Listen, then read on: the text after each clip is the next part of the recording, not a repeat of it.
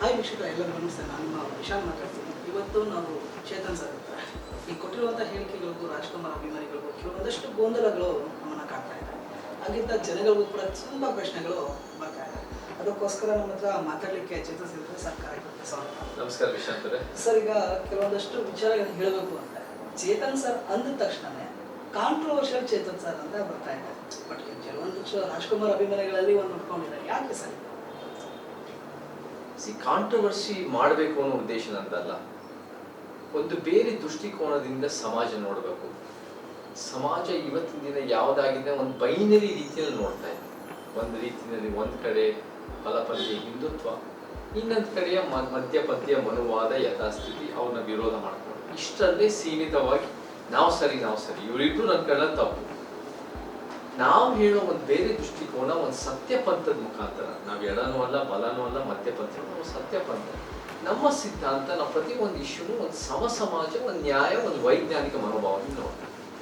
ಈ ವಿಚಾರಗಳು ಹೆಚ್ಚಾಗಿ ಸಮಾಜಕ್ಕೆ ಹೊಸ್ತಿರ್ಬೋದು, ಮೀಡಿಯಾಕ್ಕೆ ಹೊಸ್ತಿರ್ಬೋದು, ಅಥವಾ ಇದು ಹೊಸ್ತನ್ನೋದಕ್ಕಿಂತ ಈ ವಿಚಾರಗಳು ಎಷ್ಟೋ ಒಂದು ರೀತಿ ಜನರ ಮಧ್ಯೆ ಇದ್ರೂ ಕೂಡ ಅದು ಆಳುವ ಶಕ್ತಿಗಳಲ್ಲಿ ಈ ವಿಚಾರ ಹೊರಗೆ ತೆಗೆದಿಲ್ಲದೆ ಇರ್ಬೋದು. ಸೊ ಈ ವಿಚಾರ ಬಂದಾಗ ಏನಾಗುತ್ತೆ ಅಂದ್ರೆ, ಎಲ್ಲೋ ಒಂದ್ ಕಡೆ ಕೆಲವು ಮೀಡಿಯಾದವ್ರಿಗೆ ಇದು ಒಂದು ಸ್ಫೋಟಕ ಮಾಡಕ್ಕೆ ಒಂದು ಅವಕಾಶ ಆಗುತ್ತೆ. ಅದರಿಂದ ಒಂದು ವಿವಾದ ಅಂತ ಬಿಂಬಿಸ್ತಾರೆ. ನಾನು ವಿವಾದ ಅಂತ ನೋಡಲ್ಲ. ನಾನು ಈ ವಿಚಾರಗಳು ಸಮಾಜ ಬೇರೆ ಬೇರೆ ದೃಷ್ಟಿಕೋನದಿಂದ ಯೋಚನೆ ಮಾಡ್ತಾ ಇದೆ, ಚರ್ಚೆಗಳು ಮಾಡ್ತಾ ಇದ್ದಾರೆ, ಒಂದು ರೀತಿ ಈ ವಿಚಾರಗಳು ಮೆಲ್ಕ್ ಹಾಕ್ತಾ ಇದ್ದಾರೆ. ಈ ಸಮಾಜ ಬೆಳೀತಾ ಇದೆ ಪ್ರಜಾಪ್ರಭುತ್ವದ ಅಡಿಯಲ್ಲಿ ಅನ್ನೋದನ್ನ ನಾನು ನೋಡ್ತೀನಿ ಹೊರತು ಇದೇನು ವೈಯಕ್ತಿಕ ವಿವಾದ ತರ ಅಲ್ಲ. ಇದು ಒಂದು ವಿಚಾರಗಳ ಚರ್ಚೆ, ಸಂವಾದ, ಒಂದು ಡಿಸ್ಕಷನ್ ಅಂತ ಹೇಳೋದು. ಸರ್, ಇದೇ ಡಿಸ್ಕಷನ್ ನೀವು ಮಾಡಬೇಕಾದ್ರೆ ಕೆಲವು ವಿಚಾರಗಳು ಹೇಳ್ತೀವಿ. ಸಾಕಷ್ಟು ಈಗ ನಾನು ಅಂಬೇಡ್ಕರ್ ವಾದಿ ಅಂತ ಹೇಳ್ತೀವಿ, ಕೆಲವೊಂದಷ್ಟು ಬುದ್ಧ ತತ್ವಗಳು ಅಂತ ಹೇಳ್ತೀವಿ. ಕೆಲವೊಂದು ಕಡೆ ಯೋಚನೆ ಮಾಡೋದಾದ್ರೆ ಸನಾತನ ಧರ್ಮದವರು ಬುದ್ಧ ತತ್ವಗಳವ್ರದ್ದು, ಅಂಬೇಡ್ಕರ್ ವಾದಿನೂ ಅವರು. ಹಾಗಾದ್ರೆ ಬಸವಣ್ಣನವ್ರ ಬಗ್ಗೆ ಯಾಕೆ ನೀವು ಜಾಸ್ತಿ ಕಾರ್ಯಕ್ರಮಗಳು ಕಾಣಿಸ್ಕೊಳ್ಳಲ್ಲ ಅನ್ನೋ ಒಂದು ರೀತಿಯಲ್ಲಿ ಚರ್ಚೆ ಆಗ್ತದೆ. ನಾವು ಮುಂಚೆಯಿಂದ ಹೇಳ್ಕೊಂಡ್ ಬಂದಿದ್ದೀವಿ. ನಮ್ಮ ಸಿದ್ಧಾಂತ ಬುದ್ಧ, ಬಸವ, ಅಂಬೇಡ್ಕರ್, ಪೆರಿಯಾರ್, ಕೊಲೆ, ಕುವೆಂಪು ವಾದ. ನಮಗೆ ಆ ಒಂದು ನನ್ನ ಕಣ್ಣಲ್ಲಿ ಇರುವುದೆಲ್ಲದ ವಾದನೂ ಕೂಡ ಮತ್ತೆ ಸಂವಿಧಾನನೂ ಕೂಡ ಒಂದು ಸಮಾಜ ಹೇಳುತ್ತೆ ಅಂತ ನಾನು ವ್ಯಾಖ್ಯಾನಿಸ್ಕೊಂಡ್ ಬಂದಿದ್ದೀನಿ. ಈಕ್ವಲ್ ಸೊಸೈಟಿ, ಈಕ್ವಾಲಿಟೇರಿಯನ್ ಸೊಸೈಟಿ, ಸಮಾನತೆ, ನ್ಯಾಯ, ವೈಜ್ಞಾನಿಕತೆ ತಂದ್ರೆ ಒಂದು ಆದರ್ಶ ಸಮಾಜ ನಾವು ಕರ್ನಾಟಕ ಕಟ್ಬೋದು, ದೇಶ ಕಟ್ಬೋದು. ಇವಾಗ ನಾನು ಇದನ್ನ ಹೇಳ್ಕೊಂಡ್ ಬಂದಿರೋದಾಗ ಕೆಲವು ನನಗೆ ಜಾಸ್ತಿ ಬೆಂಬಲ ಕೊಡ್ತಾರೆ. ಯಾರು ಅಂಬೇಡ್ಕರ್ ವಾದಿಗಳಂತ ಹೇಳ್ತಾರೋ, ಯಾರು ಒಂದು ರೀತಿ ಈ ಒಂದು ಸಂವಿಧಾನದ ಪರ ಅಂತ ಹೇಳ್ತಾರೋ, ನಾವೆಲ್ಲರೂ ಕೂಡ ಅಂಬೇಡ್ಕರ್ ವಾದಿ, ಸಂವಿಧಾನವಾದಿಗಳು, ಅದು ಬುದ್ಧ, ಬಸವ ಎಲ್ಲ ರೀತಿ ಇರ್ತೀವಿ. ಬಟ್ ಯಾರು ಅದಕ್ಕೆ ವ್ಯಾಖ್ಯಾನಿಸ್ಕೊಳ್ತಾರೋ, ಗುರುತಿಸ್ಕೊಳ್ತಾರೋ ಅವ್ರು ನನಗೆ ಹೆಚ್ಚಾಗಿ ವೇದಿಕೆ ಕೊಡ್ತಾರೆ, ಅವಕಾಶ ಕೊಡ್ತಾರೆ. ಬುದ್ಧವಾದಿಗಳು, ಬಸವವಾದಿಗಳು ನನಗೆ ಮುಂಚೆಯಿಂದ ವೇದಿಕೆ ಕೊಟ್ಟಿದ್ದಾರೆ. ಆದ್ರೆ ಎಷ್ಟೋ ಸರಿ ನಿಜವಾದ ಬಸವವಾದಕ್ಕೂ ಇವತ್ತಿನ ದಿನ ಬಸವಣ್ಣ ಫೋಟೋ ಹಾಕೋದು ಬಹಳ ವ್ಯತ್ಯಾಸ ಇದೆ. ನಮ್ಮ ನಿಜವಾದ ಬಸವವಾದ ಅಂದ್ರೆ ಸಮಾಜವಾದ. ಅದಕ್ಕೊಂದು ನ್ಯಾಯ ಬೇಕು, ಸಮಾನತೆ ಕಟ್ಟಬೇಕು, ಒಂದು ವೈಜ್ಞಾನಿಕ ಮನೋಭಾವ. ಆದ್ರೆ ಇವತ್ತು ಬಸವಣ್ಣವ್ರ ಫೋಟೋಗಳು ಹಾಕೊಂಡಿರೋ ಅನೇಕ ಬಾರಿ ಏನಾಗಿರ್ತಾರೆ ಅಂದ್ರೆ, ಒಂದು ಪ್ರಭಾವಿ ಸಮುದಾಯ ಆಗಿ ಬಸವಣ್ಣವ್ರನ್ನ ಒಂದು ಅವರ ಸಮುದಾಯದ ಸಂಕೇತ ಆಗಿ ನೋಡ್ತಾರೆ ಹೊರತು ಒಂದು ಪರಿವರ್ತನೆಯ ಸಂಕೇತ ಆಗಿ ನೋಡಲ್ಲ. ಸೊ ಇದು ನಮಗೆ ನಡೀತಿರೋ ವ್ಯತ್ಯಾಸ. ಸೊ ನಾವು ನೋಡೋದು ಬಸವಣ್ಣವ್ರು ಒಬ್ಬರೇ ಆಗಿ ನೋಡೋಲ್ಲ. ಬಸವ, ಶರಣ ತತ್ವ ನಮ್ಗೆ ಇಡೀ ಸಬ್ ಕಾಂಟಿನೆಂಟ್, ಇಡೀ ಉಪಖಂಡದಲ್ಲಿ ಯಾರಾದ್ರೂ ಬುದ್ಧನ ನಂತರ ಬಹಳ ಅತ್ಯುತ್ತಮವಾದ ಒಂದು ಪ್ರತಿರೋಧ ತಂದಿದ್ದಾರೆ ಅಂದ್ರೆ ಇಡೀ ಸಬ್ ಕಾಂಟಿನೆಂಟ್ ನಲ್ಲಿ ಅಂದ್ರೆ ಅದು ಬಸವಣ್ಣ ಮತ್ತು ಶರಣ. ಸೊ ಆ ಬಸವಣ್ಣ, ನಾನು ಕೂಡ ಪ್ರತ್ಯೇಕ ಬಸವ ಧರ್ಮ, ಪ್ರತ್ಯೇಕ ಶರಣ ಧರ್ಮದ ಪರವಾಗಿ ನಾನು 2016-17 ಗಟ್ಟಿಯಾಗಿ ಹೋರಾಟ ಮಾಡ್ಕೊಂಡು ಬರ್ತಾ ಇದ್ದೆ. ನಾನು ಯಾವುದೇ ಕಾರಣ ನಾನು ಬಸವಣ್ಣವ್ರ ಒಂದು ರೀತಿ ಪ್ರತಿ ವರ್ಷನೂ ನಾವು ಬುದ್ಧ, ಬಸವ, ಅಂಬೇಡ್ಕರ್, ಪೆರಿಯಾರ್, ಕೊಲೆ, ಕುವೆಂಪು ವಿಚಾರಗಳು ಮತ್ತೆ ಬುದ್ಧ, ಬಸವ, ಅಂಬೇಡ್ಕರ್ ಎಲ್ಲ ಮೂರು ಕೂಡ ಹೆಚ್ಚು ಕಮ್ಮಿ ಏಪ್ರಿಲ್ ತಿಂಗಳಲ್ಲೇ ನಡೀತು ಈ ವರ್ಷ ವಿಶೇಷ. ಸೊ ಏಪ್ರಿಲ್ 14 ಬಾಬಾ ಸಾಹೇಬ್ ಜಯಂತಿ, ಏಪ್ರಿಲ್ 11 ಜ್ಯೋತಿಬಾ ಜಯಂತಿ, ಏಪ್ರಿಲ್ 20 ಬಸವಣ್ಣವ್ರ ಜಯಂತಿ. ಅದನ್ನ ನೀವು ಒಂದು ಹಿಂದೂ ಕ್ಯಾಲೆಂಡರ್ ನಲ್ಲಿ ಒಂದು ವರ್ಷಕ್ಕೆ ಬದಲಾಗೋದಕ್ಕಿಂತ ಬಸವ ಜಯಂತಿ ಒಂದು ದಿನ ಗ್ರೆಗೋರಿಯನ್ ಕ್ಯಾಲೆಂಡರ್, ಎಲ್ಲರೂ ಒಂದು ಪ್ರಪಂಚನೇ ಒಪ್ಪೋ ಕ್ಯಾಲೆಂಡರ್ ಮೇಲೆ ಒಂದು ಬಸವ ಜಯಂತಿ ಗುರುತಿಸ್ಬೇಕು. ಆವಾಗ ನಮ್ಗೆ ಇನ್ನೂ ಬಸವ ಜಯಂತಿ ಹರಡುತ್ತೆ ಅಂತ ನಾನು ಕೂಡ ಬಹಳ ವರ್ಷಗಳಿಂದ ಆ ಒಂದು ಹೋರಾಟಕ್ಕೂ ನಾನು ಒಂದು ರೀತಿ ಒತ್ತಡ ಹಾಕ್ತಾ ಮುಂದುವರಿಸ್ತಾ ಇದ್ದೀನಿ. ಸೊ ನಮಗೆ ಬಸವಣ್ಣವರ ವಿಚಾರಗಳು, ಶರಣ ವಿಚಾರಗಳು ಬೇಕೇ ಬೇಕು ಅಂತ ಅನಿಸ್ಬೋದು. ಸರ್, ಈಗ ಸಾಕಷ್ಟು ಹೋರಾಟಗಳಲ್ಲಿ ನಾನು ನಿಮ್ಮನ್ನ ಕಂಡಿದ್ದೆ. ಅಂದರೆ ಈಗ ನಾನು ನಿಮ್ಮನ್ನ ವಿಚಾರಗಳು ನೋಡ್ತಾ ಇರ್ತೀನಿ. ನೀವು ಜಾಸ್ತಿ ಅಂಬೇಡ್ಕರ್ ವಿಚಾರಗಳನ್ನ ತೆಗೆದುಕೊಳ್ತಾ ಇದ್ದಾರೆ. ಹಾಗಾದರೆ ಕೆಲವೊಂದು ಕಡೆ ಕೆಲವೊಂದು ಸಮುದಾಯದಲ್ಲಿ ಹುಟ್ಟಿರುವಂಥದ್ದು ಬೇರೆ ಸಮುದಾಯಕ್ಕೆ ಸಹಾಯಕ್ಕೆ ನಿಂತಿರುವಂಥದ್ದು, ಎಷ್ಟೋ ಜನಕ್ಕೆ ಮನೆಗಳು ಕೊಡಿಸಿರುವಂಥದ್ದು, ಇದೆಲ್ಲ ಹೋರಾಟದಿಂದ ಸಾಧ್ಯ ಆಗುತ್ತೆ. ನಾಳೆ ದಿನ ಏನಾದ್ರು ಪೊಲಿಟಿಷಿಯನ್ಗೆ ಬರ್ತಾ ಇದೆ ಅಂತ ಏನಾದರೂ ಮೈಂಡ್ ಸೆಟ್ಟಲ್ಲಿ ಏನಾದರೂ ಇದನ್ನು ನಡೆಸ್ತಾ ಇದ್ದೀರಾ? ನಾನು 15 ವರ್ಷದ ಹಿಂದೆ ಚಳುವಳಿ ಸೇರ್ಕೊಂಡಾಗ ಇವತ್ತು ಅದೇ ಆಲೋಚನೆ, ಅವತ್ತು ಅದೇ ಆಲೋಚನೆ. ಏನಿದೆ ಅಂದರೆ ಸಮಾಜಕ್ಕೆ ಹೆಂಗೆ ನಾವು ವಾಪಸ್ ಕೊಡ್ಬೋದು, ನನ್ನಂತ ಜಾಸ್ತಿ ಪಡೆದಿದ್ದೀನಿ ಜಾಸ್ತಿ ವಾಪಸ್ ಕೊಡಬೇಕು, ಜಾಸ್ತಿ ವಂಚಿತ ಜಾಸ್ತಿ ಪಡಿಬೇಕು, ಇದೇ ನಮಗೆ ನ್ಯಾಯ. ಜಾಸ್ತಿ ಪಡೆದಿರೋ ಜಾಸ್ತಿ ವಾಪಸ್ ಕೊಡಬೇಕು, ಜಾಸ್ತಿ ವಂಚಿತ ಜಾಸ್ತಿ ಪಡಿಬೇಕು, ಒಂದು ಸಮಾಜ ಕಟ್ಟಬೇಕು. ಸೊ 15 ವರ್ಷಗಳಿಂದ ನಾನು ಅನೇಕ ಎಲ್ಲ ಚಳುವಳಿಗಳ ಜೊತೆ ತೊಡಗಿಸ್ಕೊಂಡಿದ್ದೀನಿ. ಅದು ಒಂದು ದಲಿತ ಬಹುಜನ, ರೈತ ಕಾರ್ಮಿಕ, ಆದಿವಾಸಿ, ಪ್ರಾದೇಶಿಕ ಮಹಿಳಾ ಸಂಘಟನೆಗಳು, ಪರಿಸರವಾದಿಗಳು, ಭ್ರಷ್ಟಾಚಾರ ವಿರೋಧಿಗಳು, ಯುವಕರ ವಿದ್ಯಾರ್ಥಿ ಸಂಘಟನೆಗಳು, ಯಾರ್ಯಾರು ವೈಜ್ಞಾನಿಕವಾಗಿ ಅವರ ರೀತಿಯಲ್ಲಿ ಸಮಾಜಕ್ಕೆ ಜನಪರವಾಗಿ ಅಹಿಂಸಾವಾದದಲ್ಲಿ ಸಂವಿಧಾನ ಚೌಕಟ್ಟಲ್ಲಿ ಕೆಲಸ ಮಾಡ್ತಿದ್ರು ಅವರೆಲ್ಲರ ಜೊತೆ ತೊಡಗಿಸ್ಕೊಳ್ಳೋಕೆ ಅವಕಾಶ ಸಿಗ್ತದೆ. ಸೊ ನಮಗೆ ಒಂದೇ ಸಮುದಾಯದ ಚಳುವಳಿ ಆದರೆ ಸಾಧ್ಯ ಇಲ್ಲ. ಇದೇನಾಗಬೇಕು ಅಂದರೆ ನ್ಯಾಯಕ್ಕೋಸ್ಕರ ಇರೋ ಒಂದು ಚಳುವಳಿ ಆದರೆ ಅದನ್ನು ಮುಂದಿನ ಹೆಜ್ಜೆ ನಮಗೆ ಬೇಕಾಗುತ್ತೆ ಅಂದರೆ ರಾಜ್ಯಕ್ಕೆ ಒಳ್ಳೇದಂದ್ರೆ ನಾವು ಒಂದು ಪೊಲಿಟಿಕಲ್ ಮೂವ್ಮೆಂಟ್ ಆಗಿ ರೂಪಿಸೋಕ್ಕೆ ಒಂದು ರೀತಿ ಕೆಲಸಗಳು ಆಗಬೇಕು. ಬಟ್ ಆ ಪೊಲಿಟಿಕಲ್ ಮೂವ್ಮೆಂಟ್ ಉದ್ದೇಶ ಇಟ್ಕೊಂಡು ನಾನು ಚಳುವಳಿ ಸೇರ್ಕೊಂಡಿಲ್ಲ. ಸಮಾಜಕ್ಕೆ ಆಕ್ಟಿವಿಸಮ್, ಸೋಷಿಯಲ್ ಸರ್ವಿಸ್ ಮತ್ತು ಜನಜಾಗೃತಿ ಮುಖಾಂತರ ಸಮಾಜಕ್ಕೆ ಒಳ್ಳೇದು ಮಾಡಬೇಕು ಅಂತ 15 ವರ್ಷಗಳಿಂದ ಚಳುವಳಿನಲ್ಲಿ ಇದೆ. ಸರಿ ಸರ್, ಈಗ ವಿಜಯ್ ಅವರು ತಮಿಳುನಾಡಲ್ಲಿ ರಾಜಕೀಯ ಪ್ರಭಾವಗಳನ್ನ ತಗೊಂಡು ಅಷ್ಟೊಂದು ಆದರೆ ಇನ್ನೂ ಬರುವಂತೆಯೇ ಈಗ ರಾಜಕೀಯ ತಂದು ಏನಾದರೂ ರಾಜಕೀಯ ತಗೋಬೇಕಂತ ಪರಿಸ್ಥಿತಿ ಪೊಲಿಟಿಷಿಯನ್ ಬೇಕು. ಇವಾಗ ನೀವು 2 ಪ್ರಶ್ನೆಗಳು ಕೇಳಿದ್ದೀರ. ಒಂದು TVK ವಿಜಯ್ಗೆ ಸಂಬಂಧಪಟ್ಟಂಗೆ, ಇನ್ನೊಂದು ನಾವೇನಾದರೂ ಪೊಲಿಟಿಕಲ್ ಮೂವ್ಮೆಂಟ್ ಮಾಡ್ತೀವಿ. ಫಸ್ಟ್ ಪ್ರಶ್ನೆ ಹೇಳಬೇಕು ಅಂದರೆ TVK ವಿಜಯ್ ಅವರು ದೊಡ್ಡ ಪ್ರಮಾಣದಲ್ಲಿ ಗೆದ್ದಿದ್ದಾರೆ, 108 ಸೀಟ್ ತಗೊಂಡು ಗೆದ್ದಿದ್ದಾರೆ. ಅವರು ಇವಾಗ CM ಆಗಿದೆ. ಆದರೆ ಅವರ ಹಿನ್ನೆಲೆ ನೋಡಿದ್ರೆ ಅದೇನು ಒಂದು ರೀತಿ ಜನಪರವಾದ ಕೆಲಸದಿಂದ ಬಂದಿಲ್ಲ, ಅವರು ಸಮಾಜಮುಖಿಯಾಗಿ ಬಂದಿಲ್ಲ. ನನ್ನ ಕಣ್ಣದು ಗೆದ್ದಿರಬಹುದು, ಬಟ್ ಇನ್ನೂ ಒಂದು ರೀತಿ ಈಸ್ ಅ ವಿನ್ನರ್. ಬಟ್ ನಾನು ಅವರು ಲೀಡರ್ಶಿಪ್ ಏನೋ ಗುಣಗಳಿದೆ ಅಂತ ನಾನು ಗುರುತಿಸೋನಲ್ಲ ಸದ್ಯಕ್ಕೆ, ಇನ್ನು ಮುಂದೆ ನೋಡಬೇಕು. ಮತ್ತು ಎರಡನೇದು ಏನಾಗುತ್ತೆ ಅಂದರೆ, ಎಷ್ಟೋ ಸಲ ಈ ಪಾಲಿಟಿಕ್ಸ್ಗೆ ಬರೋದು ಸೆಲ್ಫ್ ಗ್ಲೋರಿಗೋಸ್ಕರ ಬರೋರು ಇರ್ತಾರೆ. ನಾನು CM ಆಗಬೇಕು, ನಾನು ತೋರಿಸ್ಕೋಬೇಕು, ನಾನು ರಾಜ್ಯ ನಡೆಸ್ಕೋಬೇಕು. ಯಾಕಂದರೆ ಸಿನಿಮಾದಲ್ಲಿ ನಾವು ಮಾಡಿರ್ತೀವಲ್ಲ, ಸೊ ನಾನು ಅದರಲ್ಲೂ ನಿಜ ಜೀವನದಲ್ಲೂ ಮಾಡ್ತೀನಿ ಅನ್ನೋ ಒಂದು ರೀತಿ ಅದು ಆ ಯೋಚನೆ ಇಟ್ಕೊಂಡು ಬರ್ತದೆ. ಆ ಯೋಚನೆ ಇಟ್ಕೊಂಡು ಬಂದರೆ ವ್ಯಕ್ತಿಗಳಿಗೆ ಲಾಭ ಆಗ್ಬೋದು. ಒಂದು ವ್ಯಕ್ತಿ CM ಆಗ್ಬೋದು, ರಾಜ್ಯ ಮಟ್ಟಕ್ಕೆ ಒಂದು ಉತ್ತಮ ರಾಜ್ಯ ಆಗೋದು ನನ್ನ ಕಣ್ಣಲ್ಲಿ ಆ ರೀತಿ ಸಾಧ್ಯ ಇಲ್ಲ ಅಂತ ನಾನು ಹೇಳಕ್ಕೆ ಇಷ್ಟಪಡ್ತೀನಿ. ಆದರೆ ಸೆಲ್ಫ್ ಗ್ಲೋರಿ ಬಿಟ್ಟು, ವೈಯಕ್ತಿಕ ಲಾಭ ಬಿಟ್ಟು, ನಿಸ್ವಾರ್ಥವಾಗಿ ಸಮಾಜಕ್ಕೆ ನೀವು ಮಾಡ್ತೀರಾ ಅಂದರೆ ಯಾರೇ ಮಾಡಿದ್ರು ಅದಕ್ಕೆ ನಾವು ಶ್ಲಾಘಿಸ್ತೀವಿ, ಅದು ಒಳ್ಳೆಯದೇ. ಅದು ನಿಮ್ಮ ರೀತಿ ನೀವು ಕರ್ತಾ ಬನ್ನಿ. ನಾವು ಆದರೆ ಕರ್ನಾಟಕಕ್ಕೆ ನಮ್ಗೆ ಏನು ಬೇಕು ಅಂದರೆ, ಖಂಡಿತ ಕರ್ನಾಟಕಕ್ಕೆ ಒಂದು ಪೊಲಿಟಿಕಲ್ ಆಲ್ಟರ್ನೇಟಿವ್ ಬೇಕು, ಒಂದು ರಾಜಕೀಯ ಪರ್ಯಾಯ ಬೇಕು.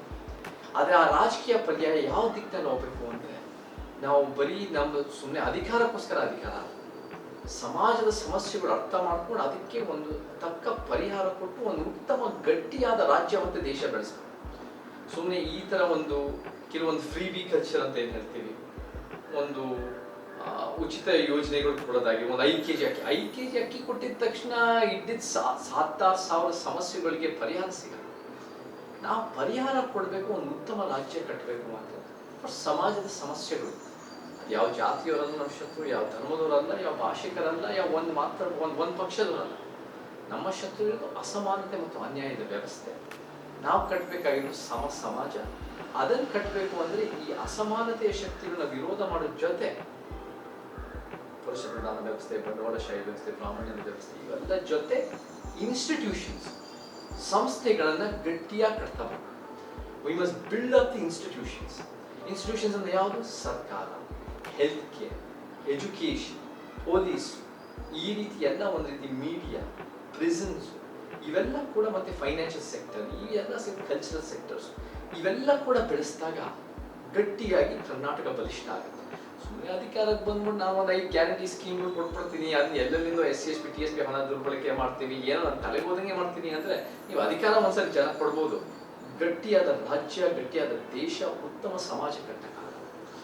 So to build an ideal society, you must understand society and ನಾವು ಹೆಂಗೆ ಕಟ್ಟಬೇಕು. ನಮ್ಮ ಮಾದರಿಗಳು ಯಾವ್ಯಾವುದಿದೆ ಅಂದರೆ, ವಿಶಾಂತ್ ಹೇಳಿಯ ನಮ್ಮ ಮಾದರಿಗಳು ಸ್ಕ್ಯಾಂಡಿನೇವಿಯನ್ ಕಂಟ್ರಿಗಳು, 5 ದೇಶಗಳು ನಾರ್ದರ್ನ್ ಯುರೋಪ್ನಲ್ಲಿ ಬಹಳ ಮಾದರಿ ದೇಶಗಳು, Norway, Sweden, Denmark, Iceland, Finland. ಈ 5 ದೇಶಗಳಲ್ಲಿ ಸಂತೋಷ ಪ್ರಪಂಚದಲ್ಲಿ ನಂಬರ್ 1. ಲಿಂಗ ಅಸಮಾನತೆ ಇಲ್ಲ, ಜಾತಿಯ ಪರಿಕಲ್ಪನೆ ಇಲ್ಲ, ಆರ್ಥಿಕ ಅಸಮಾನತೆ ಇಲ್ಲ, ಪೊಲೀಸು, ಶಿಕ್ಷಣ, ಆರೋಗ್ಯ ಅದ್ಭುತವಾಗಿದೆ, ಕ್ರೈಮ್ ಇಲ್ಲವೇ ಇಲ್ಲ. ಅಲ್ಲಿ ಎಲ್ಲರೂ ಕೂಡ ಬಹುತೇಕರು ಯಾವ ದೇವರು ದಿಂಡು ನಂಬೋರಲ್ಲ, ವೈಜ್ಞಾನಿಕ ಚಿಂತನೆಯನ್ನು ಮುಂದುವರಿಸ್ತಾರೆ. ಸೊ ನಾವೇನು ಹೇಳ್ತೀವಿ, ಅಲ್ಲಿನ ಒಂದು ಉದಾಹರಣೆ, ಸ್ವೀಡನ್ ಅನ್ನೋ ದೇಶದಲ್ಲಿ 36% ಜನ ದೇವರನ್ನು ನಂಬ್ತಾರೆ ಅಂತ ಹೇಳ್ತಾರೆ. ಭಾರತದಲ್ಲಿ ಅದೇ ಪ್ಯೂ ಸ್ಟಡಿ ಪ್ರಕಾರ 97% ಜನ ದೇವ್ರನ್ನ ನಂಬ್ತಾರೆ. ನಿಮ್ ದೇವ್ರ ನಿಮ್ಮ ಮನೆಗಳಿಗೆ ಇಟ್ಕೊಳ್ಳಿ, ನಿಮ್ ಧರ್ಮಕ್ಷೇತ್ರಗಳಲ್ಲಿ ಇಟ್ಕೊಳ್ಳಿ, ನಿಮ್ ಸ್ವಾತಂತ್ರ್ಯ ಇದೆ. ಆದ್ರೆ ನಾವು ದೇಶ ಕಟ್ಟಬೇಕು ಅಂದ್ರೆ ವೈಜ್ಞಾನಿಕ ಮನೋಭಾವದಿಂದ ಕಟ್ಟಬೇಕು ಅಂತ ನಾವು ಸಂವಿಧಾನ ಪೀಠಕ್ಕೆ ಸಂವಿಧಾನ ಹೇಳುತ್ತೆ, ಆರ್ಟಿಕಲ್ 51 ಹೆಚ್ಚು. ಸೊ ಆ ದೇಶನ ವೈಜ್ಞಾನಿಕವಾಗಿ ಯಾವ ಒಳ್ಳೇದಾಗತ್ತೆ, ಜನರಿಗೆ ಒಂದು ಸಮಾಜದಿಂದ ಕಟ್ತಾ ಹೋದ್ರೆ ಬಲಿಷ್ಠ ಕರ್ನಾಟಕ. ಕೆಲವೊಂದು ಕಡೆ ಬಲಿಷ್ಠವಾಗಿ ಮಾಡೋಕ್ಕಿಂತ ಹೆಚ್ಚಾಗಿ ಒಂದಷ್ಟು ಯುವಕರುಗಳು ನೋಡಿದ್ರೆ ಕೆಲವೊಂದಷ್ಟು ಓಪನಿಂಗ್ ಇದಿದೆ. ಏನಂತಂದರೆ ಡಾಕ್ಟರ್ ರಾಜ್ಕುಮಾರ್ ವಿಚಾರ ತಗೊಂಡ್ರೆ ಆಗಿನ ಈಗಿನ ಯುವಕರುಗಳಿಗೆ ಆಗಲಿ ಅವ್ರಗಳಿಗೆ ಆಗಲಿ ಯಾವುದೇ ವಿಚಾರ ತಗೊಂಡು ನಮ್ಮ ರಾಜ್ಕುಮಾರ್ ವಿಚಾರ ಮಾತಾಡಿದರೆ ಅದನ್ನು ಕೆಣಕಿದ್ದೀರಿ, ಅದ್ರ ಮೇಲೆ ಕೋಪ ಇದೆ, ಅವರಿಂದ ಏನಾದರೂ ನಿಮಗೆ ಸಪೋರ್ಟಿಂಗ್ ಇದೆಯಾ? ನನಗೆ ಈ ವಿಚಾರದಲ್ಲಿ ಫಸ್ಟ್ ಆಫ್ ಆಲ್ ಇದು ಡಾಕ್ಟರ್ ರಾಜ್ಕುಮಾರ್ ಅವ್ರ ಬಗ್ಗೆ ಅಲ್ವೇ ಅಲ್ಲ, ಇದು ಗವರ್ಮೆಂಟ್ ಪಾಲಿಸಿ ಬಗ್ಗೆ. ಸೊ ನಾವೆಲ್ಲರೂ ಕೂಡ ಡಾಕ್ಟರ್ ರಾಜ್ಕುಮಾರ್ ಅಣ್ಣವರ ಸಿನಿಮಾಗಳು ನೋಡ್ಕೊಂಡು ಬೆಳೆದಿರೋದು, ಅವ್ರ ಸಿನಿಮಾ, ಅವರ ಅಭಿನಯನ ಮೆಚ್ಚಿಕೊಂಡು ಅದರಿಂದ ಒಂದು ರೀತಿ ದೈಹಿಕ ಪಾತ್ರ ಅಭಿನಯಗಳು ಮಾಡಿಕೊಂಡು ಅದನ್ನು ನಾವು ಭಾಳ ಒಂದು ಚಿತ್ರರಂಗಕ್ಕೆ ಸೇರಕ್ಕೆ ಒಂದು ಭಾಳ ಮುಖ್ಯವಾದ ಕಾರಣ ನಾನು ಡಾಕ್ಟರ್ ರಾಜ್ಕುಮಾರ್ ಅವ್ರ ಅಭಿನಯ ನೋಡಿ, ಅವ್ರು ಕೊಟ್ಟಿರೋ ಕರ್ನಾಟಕಕ್ಕೆ ಕೊಡುಗೆ ಕೊಟ್ಟು ನೋಡಿ ಸಿನಿಮಾ ರಂಗದಲ್ಲಿ ನಂಗೆ ಇಷ್ಟ ಆಗಿ ನಾನು ಸೇರ್ಕೊಳ್ಳೋಕೆ ಒಂದು ಕಾರಣ ಇದೆ. ಸೊ ಇದು ಆ ರೀತಿ ಪ್ರಶ್ನೆ ಬರಲ್ಲ. ಆದರೆ ಸರ್ಕಾರಗಳು ಅವರ ಒಂದು ಸಾವನ್ನ ಹೆಂಗೆ ಒಂದು ರೀತಿ ಅದನ್ನ ಲಾಭ ಪಡ್ಕೊಳ್ತಾರೆ, ಅವರ ಒಂದು ಸ್ಮಾರಕ ಪಾಲಿಟಿಕ್ಸ್ ಇಂದ ಹೇಗೆ ಹೆಚ್ಚು ಸಮಸ್ಯೆಗಳು ಉಂಟಾಗಿದೆ. ನಾವು ಒಂದು ನಮ್ಮ ರಾಜ್ಯಕ್ಕೆ, ನಮ್ಮ ಚಿತ್ರರಂಗಕ್ಕೆ, ನಮ್ಮ ಸಮಾಜಕ್ಕೆ ಯಾರ್ಯಾರು ಕೊಡುಗೆ ಕೊಟ್ಟಿದ್ದಾರೆ ಅವ್ರಿಗೆ ಹೇಗೆ ಸ್ಟ್ಯಾಂಡರ್ಡೈಸ್ ಆಗಿ ಅವ್ರಿಗೆ ಗೌರವ ಸಲ್ಲಿಸಬೇಕು ಅನ್ನೋದನ್ನ ನಾನು ಒಂದು ಪಾಯಿಂಟ್ ಎತ್ತಿದ್ದೆ ಅಷ್ಟೇ. ಸೊ ನಮಗೆ ಓವರ್ವೆಲ್ಮಿಂಗ್ ಆಗಿ ಬಹುತೇಕ ಯುವಕರಿಂದ ಸಪೋರ್ಟ್ ಬರ್ತಾ ಇದೆ. ನಮ್ಗೆ ಎಲ್ಲ ಕಡೆಯಿಂದ ಒಂದು ಕೆಲವು ವ್ಯಕ್ತಿಗಳು ರಾಜ್ಕುಮಾರ್ ಅಭಿಮಾನಿ ಅಂತ ಹೇಳ್ಕೊಳ್ಳೋ ವ್ಯಕ್ತಿಗಳ ದಬ್ಬಾಳಿಕೆ ಬಿಟ್ಟರೆ ಅವ್ರು ನಿಜವಾಗ್ಲೂ ರಾಜ್ಕುಮಾರ್ ಅಭಿಮಾನಿ ಅಂತ ಹೇಳ್ಕೊಳ್ಳೋ ಯೋಗ್ಯತೆ ಇಲ್ಲ.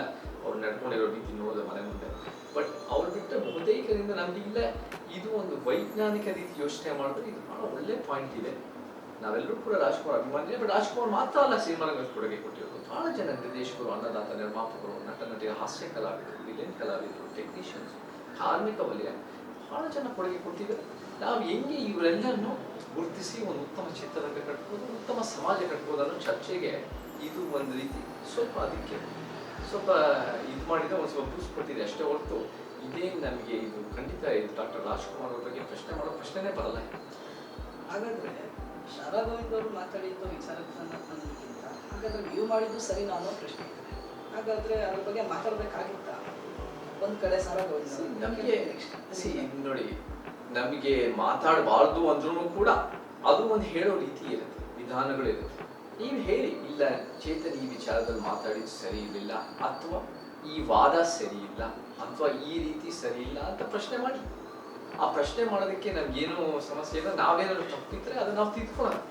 ಆದರೆ ಅದು ಬಿಟ್ಟು ಮನೆ ಮುಂದೆ ಬಂದು ಧಮಕಿಯಾಗಿ ಹೆದರಿಸಿ ಬೆದರಿಸಿ ಮಹಿಳಾ ನಿಂದನೆ ಮಾತುಗಳು, ಅವಾಚ್ಯ ಶಬ್ದ ಹಾಕಿದ್ರೆ ಅದು ಡೆಮಾಕ್ರಸಿ ಅಲ್ವೇ ಅಲ್ಲ. ಅದು ರಾಜ್ಕುಮಾರ್ ನಡೆದಿರೋದೇ ಅಲ್ವೇ ಅಲ್ಲ, ಅದು ತೋರಿಸ್ಕೊಟ್ಟಿದ್ದಾರೆ ಅಲ್ವೇ ಅಲ್ಲ. ನೀವು ಯಾವ ಯೋಗ್ಯತೆ ಇದೆ ನೀವು ರಾಜ್ಕುಮಾರ್ ಅಭಿಮಾನಿ ಹೇಳ್ಕೊಳ್ಳೋಕ್ಕೆ?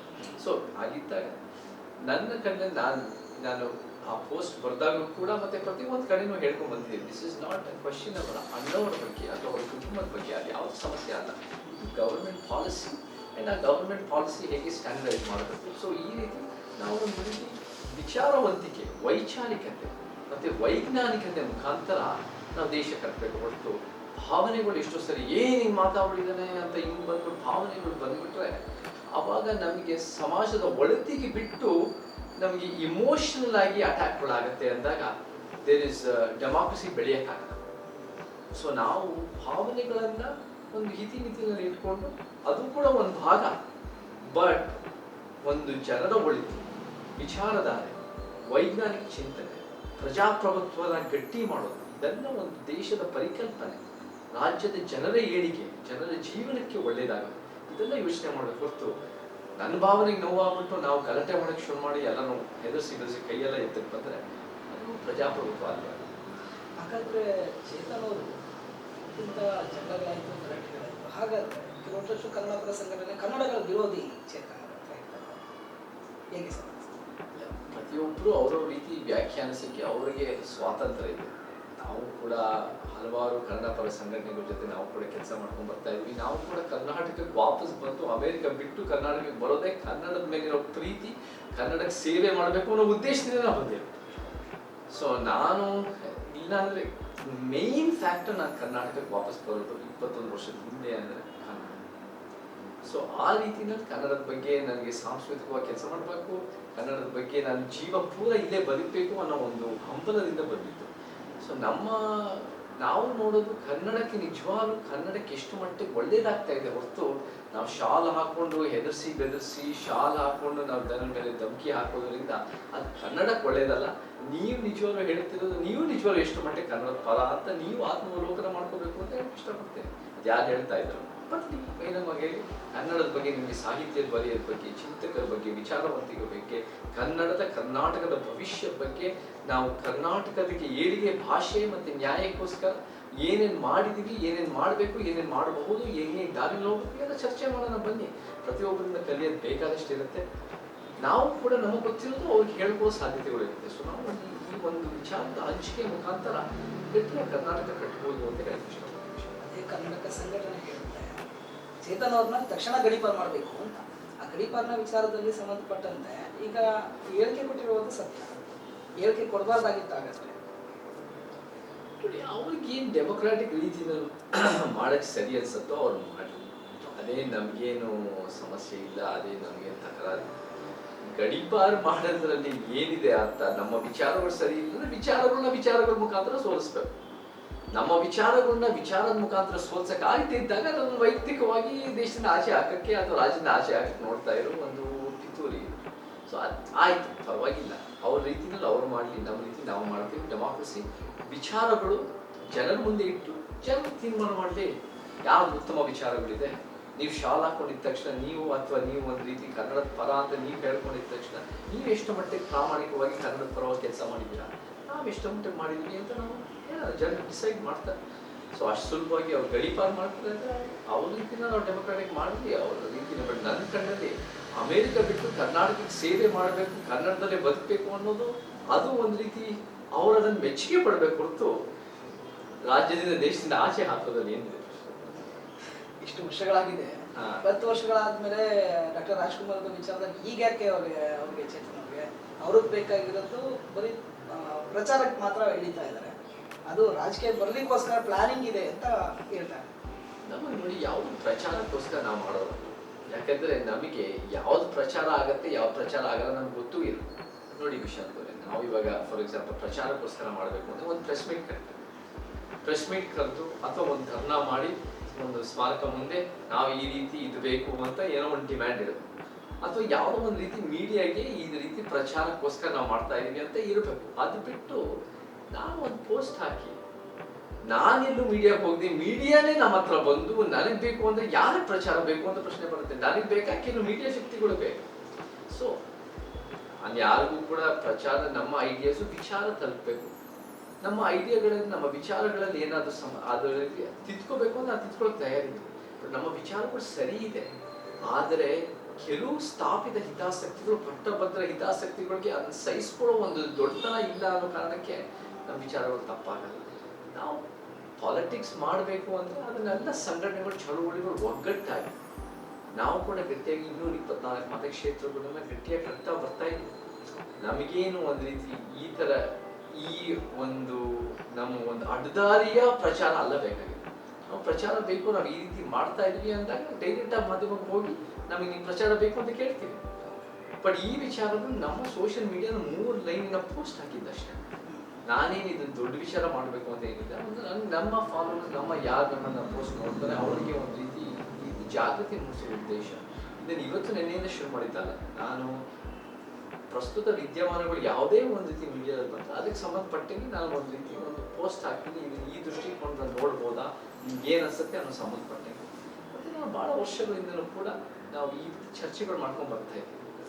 ಸಿನಿಮಾ ಮತ್ತು ಸಮಾಜ, ಸಿನಿಮಾಗೂ ಸಮಾಜಕ್ಕೂ ಇರೋ ಒಂದು ನಂಟು ಎಷ್ಟು ಮಟ್ಟಿಗೆ ಸಿನಿಮಾದಿಂದ ಯಾರಿಗೆ ಒಳ್ಳೇದಾಗತ್ತೆ, ಎಷ್ಟು ಮಟ್ಟಿಗೆ ಒಳ್ಳೇದಾಗತ್ತೆ, ಮತ್ತೆ ಸಮಾಜಕ್ಕೂ ಒಳ್ಳೇದು ಮಾಡಬೇಕು ಅಂದರೆ ಯಾವ್ದಾಗಲಿ ಮಾಡಬೇಕು, ಈಗ ನನಗೆ ಭಾಳ ವರ್ಷಗಳಿಂದ ಚರ್ಚೆಗಳು ನಡೀತಾ ಇದೆ.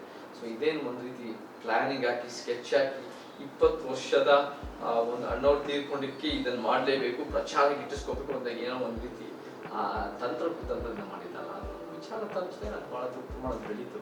ಬಟ್ ಅದು ನನಗೆ ಆ ಒಂದು ಪ್ರಚಾರಕ್ಕೋಸ್ಕರ ನನ್ನ ಉದ್ದೇಶ ಆಗಿದೆ. ಡಾಕ್ಟರ್ ರಾಜ್ಕುಮಾರ್ ಅವರ ಅಭಿಮಾನಿಗಳು ಅಹಿಂಸಾ ಅಂತ ಚೇತನ್ ಅವರು ಹೆಸರು ರಾಜ್ಕುಮಾರ್ ಅಭಿಮಾನಿಗಳಿಗೆ ಹಿಂಸೆ ಕೊಟ್ಟಂಗೆ ಆಯ್ತಾ ಅನ್ನೋ ಒಂದು ವಿಷಾಂತರು ಈಗ ನಾವು ರಾಜ್ಕುಮಾರ್ ಅಭಿಮಾನಿಗಳು ಅಂತ ನೋಡೋಕ್ಕಾಗಲ್ಲ. ಇವಾಗ ನಾವೇನು ನೋಡ್ತೀವಿ ಅಂದರೆ ನಮ್ಗೆ ಇವಾಗ 7 ಕೋಟಿ ಕರ್ನಾಟಕದವ್ರು ಇದೀವಿ, ನಾವೆಲ್ಲರೂ ಕೂಡ ರಾಜ್ಕುಮಾರ್ ಅವ್ರ ಸಿನಿಮಾಗಳ ಅಭಿಮಾನಿಗಳೇ. ಅವರ ಕಲೆ ಸೇವೆಗೆ, ಅವರ ಅತ್ಯುತ್ತಮ ನಡವಳಿಕೆಗೆ ಅದು ನಾವೆಲ್ಲರೂ ಕೂಡ ಅಭಿಮಾನಿಗಳು. ಸೊ ರಾಜ್ಕುಮಾರ್ ಸಂಘದವರು ಯಾರ್ಯಾರು ಒಂದು ರೀತಿ ಒಂದು ಹೆಸರು ಇಟ್ಕೊಂಡು ಒಂದು ಸಂಘ ಕಟ್ಕೊಂಡು ರಾಜ್ಕುಮಾರ್ ಅಣ್ಣವ್ರ ಹೆಸರಲ್ಲಿ ಮಾಡಬಾರ್ದು ಮಾಡಿದ್ದಾರೆ ಅಂತ ಆರೋಪ ಇರೋರು ನಿಜವಾಗ್ಲೂ ರಾಜ್ಕುಮಾರ್ ಅಭಿಮಾನಿಗಳು ಅಂತ ಹೇಳಕ್ಕೆ. ನಾವೆಲ್ಲರೂ ಕೂಡ ಜನಪರವಾಗಿ ಇರೋರು, ನುಡಿದಂತೆ ನಡೆಯಲು ಪ್ರಾಮಾಣಿಕ ಪ್ರಯತ್ನ ಮಾಡೋರು, ರಾಜ್ಕುಮಾರ್ ಮತ್ತೆ ಅವ್ರ ಸಿನಿಮಾದಿಂದ ಕಲ್ತಿರೋ ನಾವನ್ನ ರಾಜ್ಕುಮಾರ್ ಅಭಿಮಾನಿ. ಸೊ ಅದು ನಾನು ಫಸ್ಟ್ ಹೇಳಿ. ಎರಡನೇದಾಗಿ ಕೆಲವರಿಗೆ ನೋವಾಗಿರ್ಬೋದು, ಅದು ನನ್ನ ನೋವಾಗ ನನ್ನ ಉದ್ದೇಶ ಆಗಿದೆ. ನಾನು ಕೂಡ ಹೇಳಿದೆ, ನಾನು ಯಾರಿಗಾದ್ರೂ ನೋವಾಗಿದ್ದರೆ ಕೆಲವೊಂದು ಒಳ್ಳೆ ಹೋರಾಟಗಾರರು ನಾವು ಕೂಡ ಅವರು ಕೂಡ ಮಾತಾಡಿದ್ದೀನಿ, ಇಲ್ಲ ನನಗೆ ಇದು ಭಾಳ ನೋವುಂಟು ಮಾಡಿದೆ ಅಂತ ನಾನು ವಿಷಾದ ವ್ಯಕ್ತಪಡಿಸ್ತಿದ್ದೀನಿ. ಅದಕ್ಕೂ ನಾನು ಬದ್ಧನಾಗಿದ್ದೀನಿ, ಅದೇನು ಬದಲಾಗೋದು ಪ್ರಶ್ನೆ ಬರಲ್ಲ. ಅವ್ರ ಮನೆ ಮುಂದೆ ಕೆಲವರು ಗಲಾಟೆ ಮಾಡಿದ್ರು ಕೂಡ ಪರವಾಗಿಲ್ಲ, ನಾವು ಮಾತಾಡ್ಕೊಂಡು ಇದನ್ನು ಬಗೆಹರಿಸ್ಕೊಳ್ಳೋಣ ಅಂತ. ಆದರೆ ನೀವು ಮಾತಾಡ್ಕೊಂಡು ಬಗೆಹರಿಸಕ್ಕೆ ನಾನು ಯಾವಾಗಲೂ ತಯಾರಿದ್ದೀನಿ. ನೀವು ಬಂದು ರಂಪಾಟ ರಗಳೆ ಜೋರು ಮಾಡೋದು ರಾದ್ಧಾಂತ ಮಾಡ್ಕೊಂಡು ನೀವು ಬೆದರಿಸಿ ಮಾಡ್ತೀರಾ ಅಂದರೆ ನಾವು ಜಗ್ಗಲ್ಲ, ನಾವು ಬಗ್ಗಲ್ಲ. ನಾವು ಒಂದು ಗಟ್ಟಿಯಾಗಿ ನಮ್ಮ ವಿಚಾರದ ಅಡಿಯಲ್ಲಿ, ಪ್ರಜಾಪ್ರಭುತ್ವದ ಅಡಿಯಲ್ಲಿ, ಕಾನೂನು ಚೌಕಟ್ಟು ಅಡಿಯಲ್ಲಿ ನಾವು ಕೆಲಸ ಮಾಡ್ತಾ ಮುಂದುವರಿಸ್ತೀವಿ. ದ್ಯಾಟ್ ಈಸ್ ಡೆಮಾಕ್ರಸಿ ಅಂತ ಹೇಳಿ ಇಷ್ಟಪಡ್ತೀನಿ. ಕೇವಲ SC/ST ಅವರಿಂದ ನೀವು ಜಾಸ್ತಿ ಹೋರಾಟಗಳಿಗೆ ಅವಾಗೆ ಸಪೋರ್ಟ್ ಆಗಿರ್ತಿಲ್ಲ, ಅವರಿಂದ ಏನಾದರೂ ಅವ್ರನ್ನೂ ನೆಕ್ಸ್ಟ್ ರಾಜಕೀಯ ಪ್ರಕ್ರಿಯೆ ಕರ್ಕೊಳ್ಳೋದು ವ್ಯವಸ್ಥೆ ಆ ಕ್ವಶನ್ಸ್ ನಿಮ್ಮ ಥಿಂಕಿಂಗ್ ಏನಾದ್ರು ಬೇರೆ ಕಡೆ ಇದೆಯಾ? ಬರೀ SC/ST ಅವರಿಂದ ನಿಮಗೆ ಗೆಲುವು ಏನಾದ್ರು ಸಿಗುತ್ತಾ? ವಿಶಾಂತ್ ಅವರೇ, ನಮ್ಗೆ ಎಲ್ಲ ಮನುಷ್ಯರು ಬೇಕು. 7 ಕೋಟಿ ಕರ್ನಾಟಕದವ್ರು ಬೇಕು. ನಮಗೆ ಎಲ್ಲ ಚಳುವಳಿಗಳು ಬೇಕು ಅಂತ ನಾನು ಫಸ್ಟಿಂದ ಹೇಳ್ಕೊಂಡು ಬರ್ತೇನೆ. ಹೆಚ್ಚಾಗಿ ನನಗೆ ಒಲವು ತೋರಿಸಿರೋರು, ಪ್ರೀತಿ ತೋರಿಸಿರೋರು, ವೇದಿಕೆ ಕೊಟ್ಟಿರೋರು, ನನಗೆ ಜೈಲು ಹೋದಾಗಲೂ ನನ್ನ ಜೊತೆ ನಿಂತ್ಕೊಂಡಿರೋರು ಅಂದರೆ ಹೆಚ್ಚಾಗಿ ದಲಿತ ಸಂಘಟನೆಗಳು. ಆದರೆ ದಲಿತ ಸಂಘಟನೆಗಳು ನಮ್ಮ ಜೊತೆ ನಿಂತಿದ್ದಾರೆ ಅಂದರೆ ಇದು ಬರೀ ದಲಿತರ ಹೋರಾಟ ಅಂತ ನಾನು ಯಾವತ್ತೂ ಬಿಂಬಿಸಿಲ್ಲ. ಇದು ಒಂದು ಕರ್ನಾಟಕಕ್ಕೆ ನ್ಯಾಯಕ್ಕೋಸ್ಕರ ಹೋರಾಟ. ಸೊ ನಮಗೆ ದಲಿತರು ಏನಾಗಿದೆ ಆ ಒಂದು ಹೋರಾಟಕ್ಕೆ ಸಂಬಂಧಪಟ್ಟಂಗೆ ನ್ಯಾಯ ಬೇಕು, ಕನ್ನಡ ಪ್ರಾದೇಶಿಕವಾದ ನ್ಯಾಯ ಬೇಕು, ಮಹಿಳಾ ಸಂಘಟನೆಗಳಿಗೂ ನ್ಯಾಯ ಬೇಕು, ನಮಗೆ ಬೇರೆ ಒಂದು ಲೈಂಗಿಕ ಅಲ್ಪಸಂಖ್ಯಾತರ ಪರವಾಗಿ, ಟ್ರಾನ್ಸ್ಜೆಂಡರ್ ಪರವಾಗಿ ಹೋರಾಟಗಳು ಅದಕ್ಕೂ ನ್ಯಾಯ ಬೇಕು, ನಮ್ಮ ಕಾರ್ಮಿಕ ಸಂಘಟನೆಗಳು, ರೈತ ಸಂಘಟನೆಗಳು ಅವ್ರ ಪರವಾಗಿ ಗಟ್ಟಿಯಾಗಿ ನಿಂತಿದ್ದೀವಿ, ಅವ್ರಿಗೂ ನ್ಯಾಯ ಬೇಕು. ನಮಗೆ ಎಲ್ಲೆಲ್ಲಿ ನಮಗೆ ಶಿಕ್ಷಣದ ವ್ಯವಸ್ಥೆ, ಆರೋಗ್ಯದ ವ್ಯವಸ್ಥೆ, ಭ್ರಷ್ಟಾಚಾರ ವಿರುದ್ಧ ಸಂಘಟನೆಗಳ ಜೊತೆ ನಿಂತಿದ್ದೀನಿ, ಅವರು ಕೂಡ ಬೆಂಬಲ ಕೊಟ್ಟಿದ್ದಾರೆ, ಅವ್ರಿಗೂ ನ್ಯಾಯ ಬೇಕು. ನಮಗೆ ಇವತ್ತಿನ ದಿನ ಎಲ್ಲ ಸಂಘಟನೆಗಳಿಗೂ ಕೂಡ ಅದರ ಸತ್ಯ ಇದೆ. ವೈಜ್ಞಾನಿಕ ಸಂಘಟನೆಗಳು, ಆ ಎಲ್ಲ ವೈಜ್ಞಾನಿಕ ಸಂಘಟನೆಗಳ ಜೊತೆಗೆ ಸೇರಿಸ್ಕೊಂಡು ನಾವು ಒಂದು ಗಟ್ಟಿಯಾಗಿ ಸಮಾಜ ನಿರ್ಮಾಣ ಮಾಡಿದ್ರೆ ಎಲ್ಲರಿಗೂ ನ್ಯಾಯ ತಲುಪಿಸೋಕ್ಕೆ ಪ್ರಾಮಾಣಿಕ ಪ್ರಯತ್ನ ಮಾಡಿ ಆ ದಿಕ್ಕಲ್ಲಿ ನಾವು ಕೆಲಸ ಮಾಡ್ತಾ ಹೋಗ್ಬೋದು. ಸೊ ಇದು ಒಂದು ಸಮುದಾಯದ ಹೋರಾಟ ಅಲ್ಲ. ಹಾಗಾದ್ರೆ ಈಗೇನು ರಾಜಕೀಯ ಇರುವಂಥದ್ದು BJP ಆಗಲಿ, JDS ಆಗಲಿ, ಕಾಂಗ್ರೆಸ್ ಆಗಲಿ ಯಾವುದು ಕೆಲಸ ಮಾಡ್ತಾ ಇರುವಂತ ಅನ್ಸಲ್ಲ ಸರ್? ಅಂದ್ರೆ ಕೆಲಸ ಮಾಡ್ತಾ ಇಲ್ಲ ಅಂತ ಹೇಳ್ತಾ ಇಲ್ಲ, ಅವ್ರು ಯಾರು ಕೂಡ ಸಂವಿಧಾನದ ಮೂಲ ಆಶಯಗಳನ್ನ ಸಮಾಜದಲ್ಲಿ ಆ ದಿಕ್ಕಲ್ಲಿ ಕೆಲಸ ಮಾಡ್ತಾ ಇಲ್ಲ. ಎಲ್ಲರೂ ಅವ್ರವ್ರ ಮೂಗ್ ನೇರಕ್ಕೆ, ಅವ್ರವ್ರ ಲಾಭಕ್ಕೋಸ್ಕರ, ಅವ್ರವ್ರ ಬೆನಿಫಿಟ್ಗೋಸ್ಕರ, ಅಥವಾ ಅವ್ರಿಗೇನು ಒಂದು ರೀತಿ, ಇವಾಗ ಫಾರ್ ಎಕ್ಸಾಂಪಲ್ ಒಂದೊಂದು ಬೇರೆ ಥರ ಮಾಡ್ತಾರೆ. ಹಿಂದುತ್ವದ ಒಂದು ಐಡಿಯಾಲಜಿಕಲ್ ಪ್ಯಾರಡೈಮ್ ಇದೆ, ರೈಟ್ ವೇ. ಅವರು ಒಂದು ರೀತಿ ಸೈದ್ಧಾಂತಿಕ ನೆಲೆಗಟ್ಟಲ್ಲಿ ಅವ್ರು ಕೆಲಸ ಮಾಡಿ ಟ್ರೈ ಮಾಡ್ತಾ ಇದ್ದಾರೆ. ಅದರಲ್ಲಿ ಎಷ್ಟು ಒಂದು ರೀತಿ ಲೋಪದೋಷಗಳಿದೆ ನಮ್ಮೆಲ್ಲರೂ ಗೊತ್ತಿದೆ. ಈ ಕಾಂಗ್ರೆಸ್ JDS ಅನ್ನೋ ಮನುವಾದಿ ಪಕ್ಷಗಳು, ಅವಕಾಶವಾದಿ ಪಕ್ಷಗಳು, ಲೀಡರ್ ಬೇಸ್ಡ್ ಪಕ್ಷಗಳು, ಅವರ ಉದ್ದೇಶ ಬರೀ ಪೊಲಿಟಿಕಲ್ ಪವರ್. ಅವರ ಉದ್ದೇಶ ಏನು ಒಂದು ಪರಿವರ್ತನೆ, ಏನೋ ಒಂದು ಉತ್ತಮ ಸಮಾಜ ಅಲ್ವೇ ಅಲ್ಲ. ಅವರ ಉದ್ದೇಶ BJP, ಕಾಂಗ್ರೆಸ್ ಉದ್ದೇಶ ಏನು, BJPನ ಕೆಟ್ಟವ್ರು ಮಾಡೋದು, ಇವರು ಅಧಿಕಾರದಲ್ಲಿ ಕೂತ್ಕೊಂಡು ನಾವೇ ಒಳ್ಳೆಯವರು, ನಾವೊಬ್ಬರೇ ಒಳ್ಳೆಯವರು. ನೀವು ಏನು ಕೊಟ್ಟಿದ್ದೀರ ರಾಜ್ಯಕ್ಕೆ? ಯಾವ ಒಂದು ರೀತಿ ಉತ್ತಮ ಜನರ ಬದುಕಿನ ಉತ್ತಮಗೊಳಿಸಿದ್ದೀರ? ಎಷ್ಟು ಮಟ್ಟಿಗೆ ಸಂವಿಧಾನದ ಅಡಿಯಲ್ಲಿ ಮೂಲ ಆಶಯಗಳು ಎತ್ತರಿತಾ ಇದ್ದೀರಾ? ನೀವೇ ಸಂವಿಧಾನ ಮುಂದೆ ಇಟ್ಟು ಹಿಂದ್ಗಡೆಯಿಂದ ಅದನ್ನು ಉಲ್ಲಂಘನೆ ಮಾಡ್ತಾ ಬರ್ತಾ ಇದ್ದೀರಾ.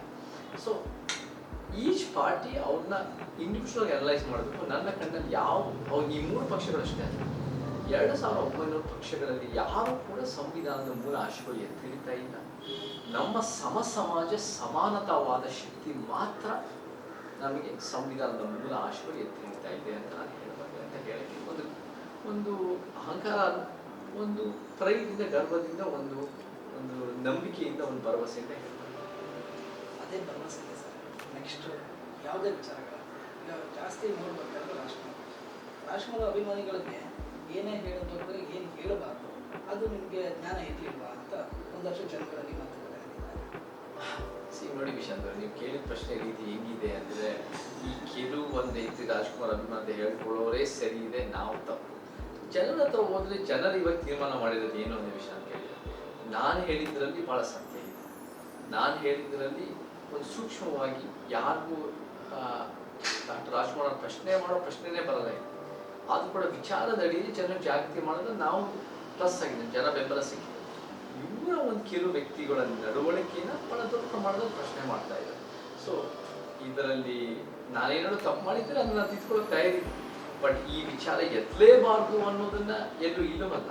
ಅದು ಸರ್ಕಾರ ಮಾಡಿರೋ ಸ್ಮಾರಕ ಪಾಲಿಟಿಕ್ಸ್ ಇಂದ ಎಷ್ಟು ಮಟ್ಟಿಗೆ ಹೊಸ ಹೊಸ ಸಮಸ್ಯೆಗಳಾಗಿದೆ. ನಮಗೆ ಸಿಗ್ಬೇಕಾಗಿರೋ, ನಮಗೆ ಅದರ ನಂತರ ಬೇರೆ ಬೇರೆಯವ್ರಿಗೂ ಕೂಡ ಸಿನಿಮಾ ರಂಗದಲ್ಲಿ ಬಹಳ ದೊಡ್ಡ ಕೊಡುಗೆ ಕೊಟ್ಟಿರೋ ವಿಷ್ಣುವರ್ಧನ್ ಆಗಿರ್ಬೋದು, ಶಂಕರ್ ನಾಗ್ ಅವರಾಗಿರ್ಬೋದು, ಬಹಳ ಜನ ನನ್ನ ಕಣ್ಣಲ್ಲಿ ಸಿದ್ದಿಗಾಯವರಾಗಿರ್ಬೋದು, ಎಲ್ಲ ಕೊಡುಗೆ ಯಾಕೆ ದೊಡ್ಡ ಪ್ರಮಾಣದಲ್ಲಿ ಅವ್ರಿಗೆ ಇದು ಕೊಟ್ಟಿಲ್ಲ? ಅವ್ರಿಗೆ ಸಿಗ್ಬೇಕಾಗಿರೋ ಒಂದು ರೀತಿಯ 2.5 ಎಕರೆ ಸಿಟಿ ಸೆಂಟರ್ನಲ್ಲಿ ಯಾಕೆ ಕೊಟ್ಟಿಲ್ಲ?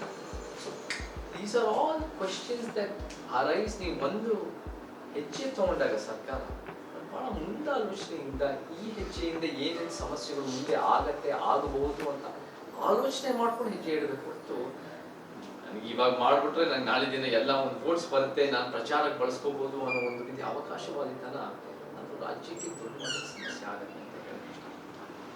ರಾಜ್ಯಕ್ಕೆ ಸಮಸ್ಯೆಗಳಾಗ್ತಾ ಇದೆ. ಅದೇ ರಾಜ್ಯಕ್ಕೆ ಕರ್ನಾಟಕದ ಜನತೆ ನಮ್ಮ ಜೊತೆ ಇದ್ದಾರೆ. ಮತ್ತಷ್ಟು ನಮ್ಮ ದಲಿತ ಸಮುದಾಯ ಮತ್ತು ಎಲ್ಲ ಸಮುದಾಯಗಳು ನಾವು ಈ ಒಗ್ಗಟ್ಟಿನ ಪ್ರದೇಶಗಳಲ್ಲಿ ಕೆಲವೊಂದಷ್ಟು ವಿಚಾರಗಳು ತಂದು ಕೆಟ್ಟೋ ಜನಕ್ಕೆ ಮನೆಗಳಾಗಲಿ, ಬೇರೆ ಕಡೆ ಆಗಲಿ, ಏನೋ ಇವತ್ತು ಕೆಲವೊಂದಷ್ಟು ಗ್ರಾಮಗಳು ಅದನ್ನು ಅಭಿವೃದ್ಧಿ ಪಡಿಸ್ಬೇಕು ಅಂತ ನಮ್ಮ ಮನಸ್ಸಲ್ಲಿ ಖಂಡಿತ. ನಾವು ಇವತ್ತು ಫಾರ್ ಎಕ್ಸಾಂಪಲ್ ನಾವು ಅನೇಕ ಚಳುವಳಿಗಳ ಜೊತೆ ಸೇರಿ ನಾವು 2016-17ರಲ್ಲಿ 528 ಮನೆಗಳು, 3,000 ಜನ ಆದಿವಾಸಿಗಳು ಮನೆ ಮಾಡಿಕೊಡೋಕೆ ಅವಕಾಶ ಸಿಕ್ತು ದುಡ್ಡಲ್ಲಿ, ಕೊಡಗಿನಲ್ಲಿ. ಅದು ಬಸವನಗುಡ್ಡ, ಬ್ಯಾಡಗುಡ್ಡ, ಬಸವನಹಳ್ಳಿನಲ್ಲಿ. ಅದ್ರ ಜೊತೆ ಅಲೆಮಾರಿ ಸಮುದಾಯದವರಿಗೆ ಯಾದಗಿರಿ, ಬೇರೆ ಬೇರೆ ಕಡೆ ನಾವು ಕೂಡ ಮನೆ ಮಾಡೋಕ್ಕೆ ನಾವು ಕೂಡ ಅದು ಒಂದು ರೀತಿ ಕಾರಣ ಆಯಿತು. ನಮ್ಮ ಅಲೆಮಾರಿ ಸಮುದಾಯದಲ್ಲಿ ಗಿರಿನಗರ, ಯಾದಗಿರಿನಲ್ಲಿ ಬೇರೆ ಬೇರೆ ಕಡೆ. ಸೊ ನಮಗೆ we have to have a standardised plan. ನಮ್ಮ ಅಲೆಮಾರಿ ಸಮುದಾಯಗಳು ಬಹಳ ದೊಡ್ಡ ಪ್ರಮಾಣದಲ್ಲಿ ಗುಡಿಸಲು ಬರ್ತಾರೆ. ಅವರು ಒಂದು 40, 50, 60 ವರ್ಷಗಳ ಸಿಂಧನೂರಿನಲ್ಲಾಗಿರ್ಬೋದು, ನಮಗೆ ಬೇರೆ ಬೇರೆ ಕ್ಷೇತ್ರಗಳಲ್ಲಿ, ಮಧ್ಯ ಕರ್ನಾಟಕದಲ್ಲಿ ಬಹಳ ಕಡೆ ಅಲೆಮಾರಿಗಳು ಬಹಳ ತೊಂದರೆಯಲ್ಲಿದೆ. ಅದು ಯಾರಂದರೆ ನಮ್ಮ ಶಿಲ್ಲೇಖ್ಯ ಅಂತ, ನಮ್ಮ ಕುಲದ ಜಂಗಮ, ನಮ್ಮ ಬೇರೆ ಚನ್ನದಾಸರು, ನಮ್ಮ ಎಲ್ಲ ಒಂದು ರೀತಿ ಕೋಲೆ ಬಸ್ಸು, ಇವರೆಲ್ಲ ಕೂಡ ಬೆಂಗಳೂರು ಸುತ್ತಮುತ್ತ ಎಲ್ಲ ಕಡೆ ನಾವು ಹೆಂಗೆ ಅಂದರೆ ಒಂದು ಸ್ಟ್ಯಾಂಡರ್ಡೈಸ್ ಪ್ಲ್ಯಾನ್ ಮಾಡಿ, ಅದು ಒಂದು ಲೋಕಲ್ ಲೆವೆಲ್ನಲ್ಲೂ ಕೂಡ ಅದಕ್ಕೆ ಅನುಗುಣವಾಗಿ ಮಾಡಿ ನಾವು ಹೆಂಗೆ ಇವರಿಗೆ ಒಂದು ಅವ್ರ ಮಕ್ಕಳಿಗೆ, ಮುಂದಿನ ತಲೆಮಾರುಗಳಿಗೆ ಹೆಂಗೆ ಒಂದು ಒಳ್ಳೆಯ ಒಂದು ಲೈಫ್ ಕೊಟ್ಟು ಅವರು ಕೂಡ ಶಿಕ್ಷಣದ ವ್ಯವಸ್ಥೆಯಲ್ಲಿ ಸಾಮಾಜಿಕ ನ್ಯಾಯ ಮುಖಾಂತರ ಬೆಳೆದು ಅವ್ರಿಗೂ ಕೂಡ ಜಸ್ಟಿಸ್ ಹಿಂಗೆ ತಲುಪಿಸ್ಬೋದು. ಯಾಕಂದರೆ ಬರೀ ಮನೆ ಕೊಡೋದಷ್ಟೇ ಅಲ್ಲ ವಿಷಾಂತಿ, ಶಿಕ್ಷಣದಲ್ಲೂ ಅವ್ರು ವಂಚಿತ, ನೀರಿನ ಸಮಸ್ಯೆ, ಎಲ್ಲ ಆರ್ಥಿಕವಾಗೂ ಹಿಂದುಳಿದು, ಉದ್ಯೋಗನೂ ಗಟ್ಟಿಯಾಗಿಲ್ಲ, ಎಲ್ಲ ರೀತಿಯೂ ಅನ್ಯಾಯ ಆಗಿದೆ ನಮ್ಮ ಅಲೆಮಾರಿ ಸಮುದಾಯ, ನಮ್ಮ ಶೋಷಿತ ಸಮುದಾಯ. ಸೊ ಇದನ್ನು ರೂಪಿಸ್ಬೇಕು ಅಂದರೆ ಬಹಳ ದೊಡ್ಡ ಪ್ರಮಾಣದಲ್ಲಿ ಎಲ್ಲ ರೀತಿಯಲ್ಲೂ ಶಿಕ್ಷಣದ ನ್ಯಾಯ, ಉದ್ಯೋಗದ ನ್ಯಾಯ, ನಮಗೆಲ್ಲ ರೀತಿ ವಸತಿಯ ನ್ಯಾಯ, ಎಲ್ಲ ರೀತಿ ನಮಗೆ ನ್ಯಾಯ ಒದಗಿಸಿ ಈ ಒಂದು ಸಮುದಾಯಗಳು, ದಲಿತ, ಆದಿವಾಸಿ, ಅಲೆಮಾರಿ ಸಮುದಾಯಗಳಿಗೆ ನಾವು ಒಂದು ರೀತಿ ಅವರು ಕೂಡ ನೀವು ಸರಿಸಮಾನದ ಕರ್ನಾಟಕದವರೇ, ನಿಮ್ಮೊಂದು ಸರಿಸಮಾನದ ಅವಕಾಶ ನಿಮ್ಗೆ ಸಿಗದೆ ಇದ್ರು ಕೂಡ ನಿಮ್ಮ ಮಕ್ಕಳು ಮೊಮ್ಮಕ್ಕಳಿಗೆ ಸಿಗಂಗೆ ನಾವು ಪ್ರಾಮಾಣಿಕ ಪ್ರಯತ್ನ.